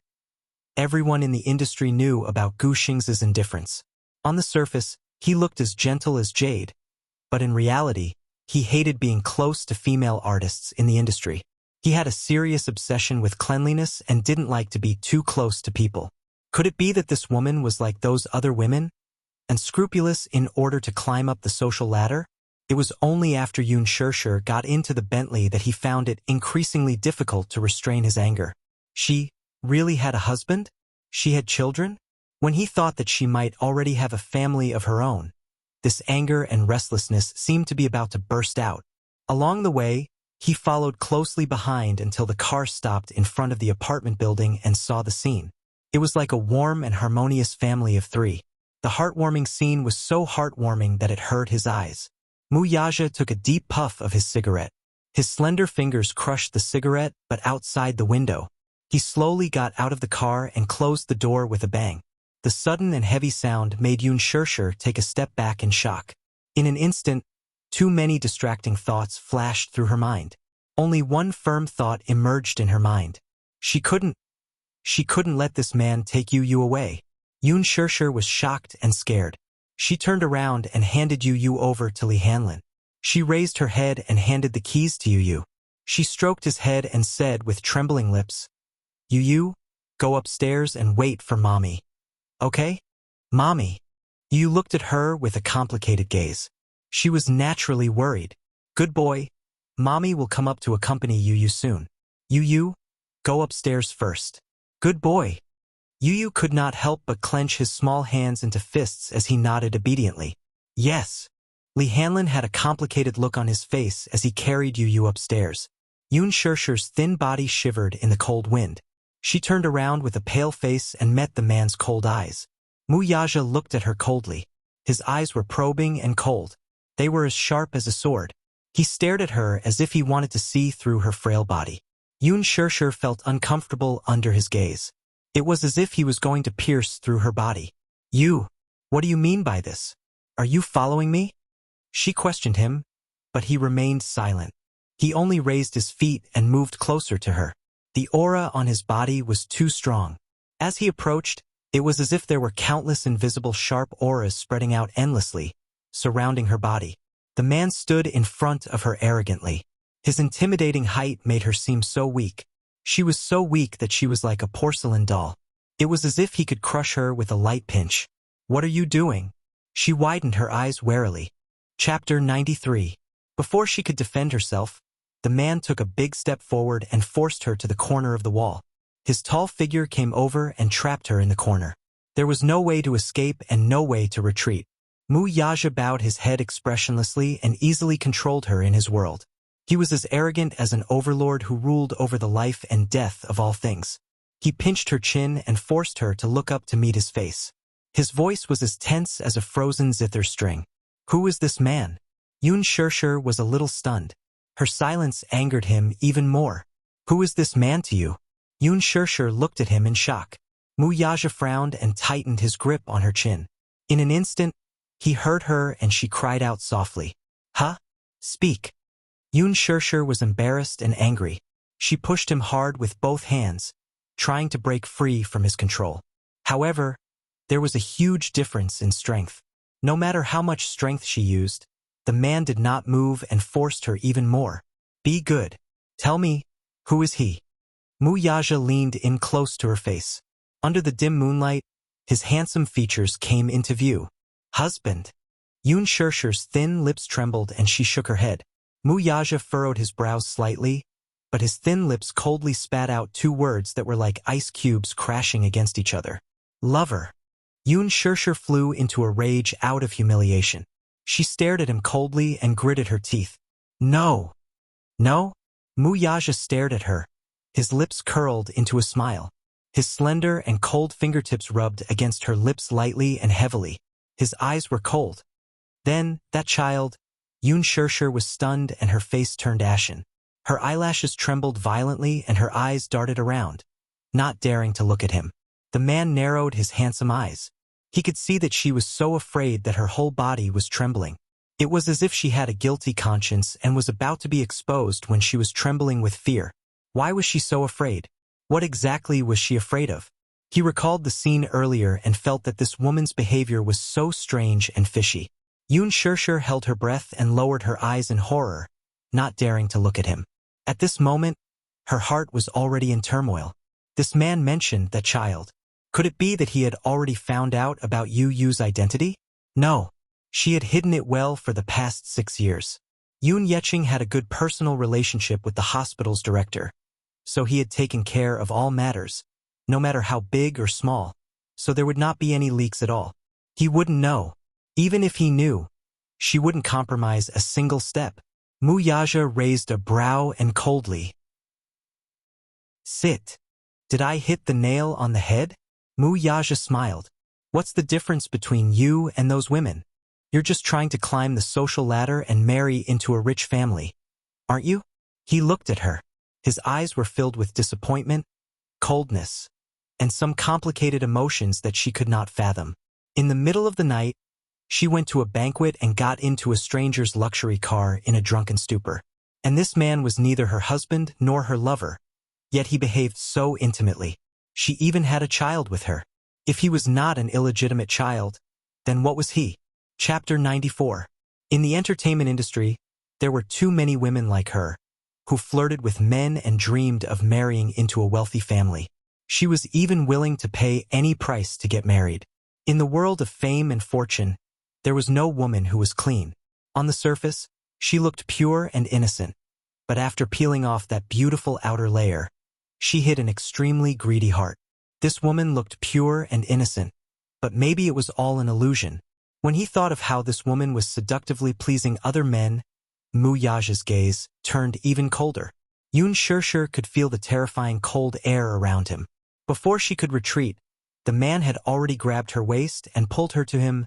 Ah! She exclaimed in shock and her cherry lips were instantly sealed. Mu Yaja lowered his head and fiercely sealed her lips with his. His pearly white teeth grazed her lips as he sucked on them tightly and savagely. She had nowhere to retreat. With a loud bang, her back was pressed against the cold wall and the back of her head hit the wall. Everything in front of her was dazzled. No. You don't want it? Mu Yaja opened his deep-set eyes. He was craving her beauty. Mu Yaja lowered his gaze and looked down. From his angle, he could see her slightly open neckline and beautiful curves. The scene in front of him made his heart beat faster. He wanted her. He wanted this woman as if he was possessed. That was the most honest thought in his body. He wanted more, but she pushed him away forcefully. No, don't touch me. Just as he was about to say something, he suddenly heard the sound of the window opening upstairs. Immediately after, a basin of cold water poured down and drenched him. The cold water seeped into his collar and slid down his back. The night wind blew, and it was chilling. Mu Yaja was stunned. Yoon Shirshir gasped. The angle of the basin of water was very precise. Not a single drop splashed on her body. She looked at Mu Yaja anxiously, only to see that his face was as dark as a stormy cloud. He raised his head abruptly and saw the little one leaning against the window on the 3rd floor, looking down at him condescendingly. The night was dark and it was hard to see the boy's facial features clearly. However, his exquisite silhouette could be seen clearly under the moonlight. He propped up his little head with a devilish smile in the corner of his eyes. His crisp and childish voice slowly said, "It's not good for a man to bully a woman like this, right?" Mu Yaja's eyes were so dry that he couldn't see the child's face clearly.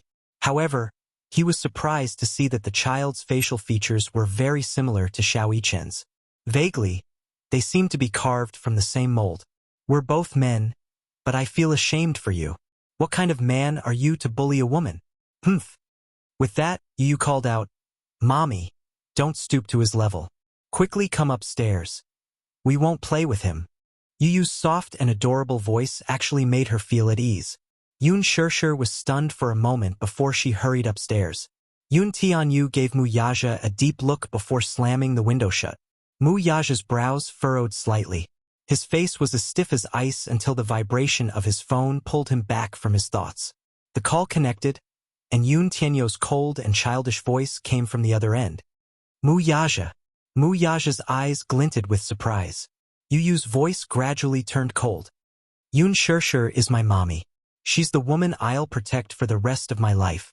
I won't allow you to let her suffer even the slightest grievance, much less make her sad. Yu paused for a moment before his voice suddenly turned gloomy. His childish voice seemed to have been frozen in ice as he said, "Who do you think you are? What right do you have to bully my mommy and make her sad? If I see you let my mommy suffer even the slightest bit of grievance, I won't let you off." Yoon Tianyu paused for a moment. His eyes softened for a moment before they were filled with complicated emotions.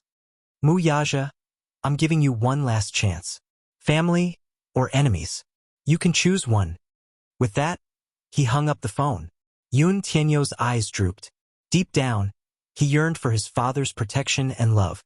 The scene that he saw today was still replaying in his mind. Compared to a strong man, he wanted to have a harbor that could shelter him from the wind and rain. How wonderful would it be to return home and be warm? Even if he was his biological father, he would not allow his mommy to suffer even the slightest bit of grievance. Chapter 95. Even if he was his biological father, he would not allow his mommy to suffer the slightest grievance. Even if he did not want to acknowledge or meet him in this lifetime. Mu Yaja was stunned. For a moment, he could not regain his senses. Yoon Tianyu's few words had clearly stated his stand. His words sounded simple, but there was a hidden meaning behind them. Mu Yaja was shocked. He was shocked that this child already had extraordinary courage and maturity at such a young age. He was not like a child his age. He was very protective. In front of Yoon Shirshir, he pretended to be an obedient and innocent child. On the other hand, he was like an incomparably powerful god, protecting Yoon Shirshir in his palm and not allowing anyone to bully or belittle her. What was even more shocking was, what did his last sentence mean? Family or enemy? Family? Family? For a moment, there were too many strange and confusing thoughts in his mind. This woman had a son who was about 5 or 6 years old, but he was extremely intelligent. Be it his voice, temperament, height, back, or even his facial features, they were the same as Xiao Yichen's. Xiao Yichen was his son, and he was also the child that this woman gave birth to for the Mu family. It was said that a son resembled his mother, while a daughter resembled her father. However, Xiao Yichen's face was carved from the same mold as his. This Yoon Tianyu was also 6 years old. Mu Yaja was a little shocked. It was not that he did not investigate this woman's background, but there was very little information. In fact, there was no mention of this woman's son. Was this son her flesh and blood? If so, who was his father? Recalling Yoon Tianyu's warning to him over the phone earlier, which was, choose between family or enemy, he was greatly shocked. Mu Yaja was suddenly stunned. He suddenly recalled that this woman's pregnancy test report came out that she was pregnant with twins. For a moment, an unbelievable suspicion faintly surfaced in his mind. In the apartment, Yoon Shirshir sat in front of the table uneasily, her shoulders trembling. Fear. She regarded this man as her nightmare. She dared not imagine how cruelly he would take the child away from her if he were to find out about Yoon Tianyu's identity. No, Yu was all she could rely on. Li Hanlin sat at the side and looked at her quietly. His eyes were filled with pity. Although Yoon Shirshir was already 24 years old, her beautiful appearance was still young and beautiful. So much so that Li Hanlin couldn't take his eyes off her. The heavens really cared for this girl and were never stingy. Li Hanlin was staring at her. Behind him, Yoon Tianyu sized him up coldly and cleared his throat. Ahem. Li Hanlin quickly regained his senses and saw Yoon Tianyu place the freshly boiled osmanthus and date brown sugar water in front of Yoon Shirshir. Yoon Tianyu cast a sidelong glance at him in disdain, as if saying, try and hit on my mommy. Li Hanlin immediately pretended to beg for mercy and mouthed, Director Yoon, please don't misunderstand. How would he dare to have designs on Yoon Shirshir? Not to mention the fact that she might not like him. With Yoon Tianyu, this protective angel.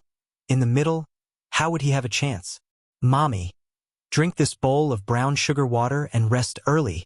Yu turned his face, and his eyes regained their tenderness. No matter how cold he was to others, he was always so gentle and considerate in front of his mommy. Knowing that she was not feeling well these few days, he prepared the osmanthus brown sugar water in advance to replenish her blood and energy. Chapter 96. Yun Shirshir glanced at the brown sugar water and was touched. Yu is such a good boy. After drinking the brown sugar water, Yun Shirshir went to bed early. Her heart was in a mess now. She was worried and afraid, but she had nowhere to vent. She had once longed to be kept well, properly placed, and carefully preserved in this life, so that she would not be frightened, suffer, and have no one to rely on. However, that person did not appear even after waiting for 24 years. Yu covered her with the blanket, turned off the lights, and planted a kiss on her forehead. Looking down at the weakness in her eyes, Yu's heart seemed to collapse. Mommy, don't be afraid. No matter what, you just have to remember that Yu will always be by your side, protecting you and giving you support. Okay, don't let your imagination run wild. Yun Shirshir was shocked to hear this. She stared at him fixedly, and unknowingly, tears welled up in her eyes. Yu, will you really be by Mommy's side forever and never leave me? Of course. Yu lay on the bed and suddenly smiled. Mommy, don't think too much. Yu will always be by your side. Yun Shirshir nodded heavily and closed her eyes. Yu closed the door and walked into the study room. He saw Li Hanlin staring at him incredulously as if he had seen a ghost. He said unhappily, Agent Li, what's with that look? Li Hanlin coughed dryly and retracted his gaze awkwardly. Director Yun, I don't think you and your mommy are mother and son. Then what do we look like? Yun Tianyu raised a brow and asked with interest. Li Hanlin solemnly answered, Father and daughter. His brows twitched. Li Hanlin put his palms together and twisted his body. He looked up at the sky and lamented, Ah, I'm so envious. I also want to have a son as smart, obedient, and warm as you, President Yun. Yun Tianyu coughed and mercilessly pointed out, I'm afraid you won't have such a chance. Agent Li. Why? Li Hanlin asked sadly. Genes are very important. Yun Tianyu's lips curled mockingly as he gave a concise reply. It meant that in order to give birth to a smart child, the father had to have smart genes. Was he calling him stupid? Li Hanlin was speechless. On the surface, this little demon looked pure and harmless. But his words hit the nail on the head. He was extremely two-faced. President Yun, have you met your biological father? He asked cautiously. No. Yu glanced at him and suddenly said, But he must be a very handsome and outstanding man. Li Hanlin clicked his tongue in wonder. How would you know if you haven't seen it? Yu looked at him like he was an idiot. If he wasn't outstanding enough, how could he have a genius son like me? He hit the nail on the head and was speechless.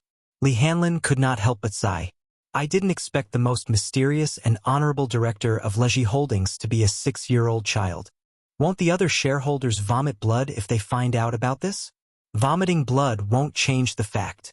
Yun Tianyu sat down elegantly in front of the desk and leaned back lazily. A trace of coldness appeared on his handsome face. I heard that the board of directors isn't very peaceful recently. Yes.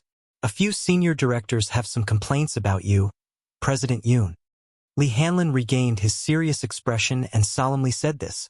Leji Holdings' board of directors had 5 major shareholders, and they had some say in the board. Yun Tianyu raised a brow. Oh, what did those old good-for-nothings say? Director Zhang doesn't quite understand some of your actions. Li Hanlin paused and looked at Yun Tianyu to observe his expression. Leji Holdings was the world's largest toy supplier. After entering the China market, it sponsored a few well-known children's programs and became famous overnight. However, a while ago, Yun Tianyu secretly instructed them to invest in a teen movie. Chapter 97. His action caused an uproar among the board of directors. It was somewhat unthinkable for a toy brand to invest in a teen movie. Li Hanlin inquired and found out that the upcoming teen movie was The Green Apple, based on a famous novel. It was produced by Huanyu Entertainment, and the director was the famous Lin Fengtian. The male lead, Gu Xingze, had already been selected. Leji Holdings invested in this movie and became its biggest investor just because of Yun Tianyou's words. It had to be said that Leji Holdings was filthy rich. Li Hanlin carefully asked, "Director Yun, are you investing in this movie because you want to enter the entertainment industry?" "Not interested." Yun Tianyu fiddled with the design modules on the table nonchalantly. "Then, why did you suddenly invest in this movie?" Li Hanlin was even more perplexed. "I'm happy." Yun Tianyu raised a brow, annoyed that he was talking too much. Li Hanlin shut his mouth resentfully. Yun Tianyu unhurriedly said, "There are conditions for me to invest in this movie." The morning sun rose. Yun Shishir woke up early. Today was a holiday, and the school was closed, so Yu was still sleeping in. Yun Shishir cleaned her room and packed her clothes when an exquisite invitation letter fell from her pocket. She picked it up and recalled Gu Xingze's words. "With your talent, it's a waste not to act. Tomorrow is the last day of the female lead audition. I'll be there, too." Yun Shishir stood rooted to the ground for a long time. As if she had made up her mind, she clenched her fists tightly. Before leaving the house, she specially changed into a clean white dress, a snow-white blouse, and a navy blue pleated skirt. She looked pure and elegant. She had read the script of the novel over and over again. She had already chosen the part of the audition in her heart. Following the feeling that Yin Xiaochuan gave her in the novel, she specially took out the brand of cosmetics she had bought before and put on a fresh and light makeup in a few minutes. Yun Shishir looked at herself in the mirror. Her face was like a lotus flower, and her face was like a peach blossom. Her pair of bright and beautiful eyes were shining brightly. She had the most obvious vitality and cuteness of a pure and innocent girl. Long and dense eyelashes, pink and translucent lips. Any man could not help but want to kiss her. The corners of her lips curled up slightly. With just a slight smile, her entire face seemed to come alive. It was as if because of this sweet and beautiful smile, the sky outside the window seemed exceptionally clear and beautiful. Yun Shishir composed herself and went out. When she rushed to Huanyu Tower, she followed the door and found the audition venue in the music building. However, she was stopped by the person in charge of the audition at the door. When the person in charge saw her at first, he could not help but be stunned. It had been 2 days since the audition, but the girl in front of him was the most outstanding one he had ever seen. Seeing that she was about to go in, he quickly stopped her and asked her for the audition letter. She flipped through her bag and was surprised to find that the invitation letter she had put in her bag before she left was gone. Yun Shishir frowned and said, "I left the invitation letter at home." "You left such an important thing at home?" The person in charge clearly did not believe her and was certain that she was lying. "Are you making up an excuse? A few people said that today. You don't actually have an audition letter, right?" Yun Shishir smiled, but she was neither anxious nor frustrated. "I do. Gu Xingze gave me the audition letter." Chapter 98. That person was even more amused when he heard that. "Ha! You're just an unknown college student. Who do you think Superstar Gu is? Don't try to climb up the social ladder. He's in the audition room. You can ask him." The stalemate at the door was suddenly interrupted by a sudden voice. "What's the matter? Why are there so many people at the door?" Gu Xingze had just walked out of the audition room when he vaguely heard a strange commotion downstairs. He hurried over, only to see such a scene. Amidst his astonishment, he caught sight of Yun Shishir, who was blocking the entrance, and exclaimed in surprise, "Shishir, you're here." He walked over to her enthusiastically. "Shishir, you're here? I thought you'd given up." Yun Shishir was a little unaccustomed to his enthusiasm. "Hello. Don't call me that. Just call me Xingze." The person in charge standing at the side was in a mess. "Oh my God. Is this star-studded Gu Xingze really that lofty superstar from the past?" At this moment, the first group of candidates had finished their auditions. A group of gorgeously dressed girls walked out of the classroom. Among them was Yun Na, who had finally gotten the audition opportunity by hook or by crook. Her face, however, was a little strange. A few days ago, Li Dongqiang came looking for her as promised. Li Qin and Yun Yeqing were not at home. Yun Na had locked the door, but the man broke it open and barged in. The moment he entered the room, he grabbed her hair and pulled her into the bedroom. Then, he slapped her so hard that she fell onto the bed. B***TCH. You think you're paying me back? Are you ignoring my words? Yun Na was so frightened that she cried, Brother Chong, I don't have money. I really don't have money.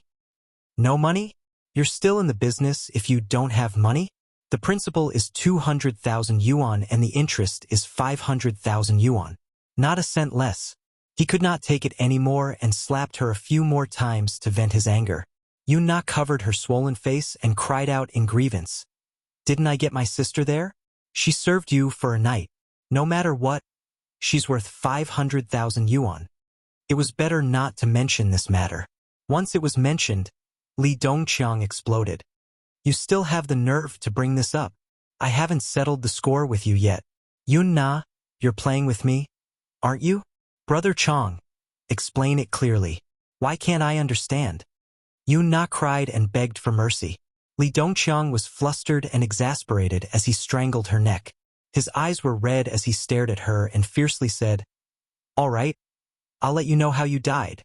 It turned out that the person who had invited Li Dongqiang away that day was someone from Dishing Financial Group. Dishing Financial Group was the wealthiest family in the capital, backed by the powerful Mu family. Several bodyguards took him to an underground parking lot where there were few people and taught him a lesson. Li Dongqiang was the local tyrant of the East Street that could not be underestimated. To be able to reach his position, he could be considered a person who had experienced a lot of bloodshed. Therefore, he had a certain level of martial arts. He had even fought in the black market before. However, these bodyguards were legitimate special forces mercenaries who had retired from the war. They were real soldiers who licked the blood on the tip of their swords. One of them could take down 5 Li Dongqiangs. Li Dongqiang was almost beaten to a pulp. Fortunately, he was a tactful person. He knew that he had offended some big shot. He kowtowed and begged for mercy, and only then did he manage to preserve his manhood and not be crippled. When the bodyguards threw him out of the hotel, they clearly told him that he had touched a woman he should not have.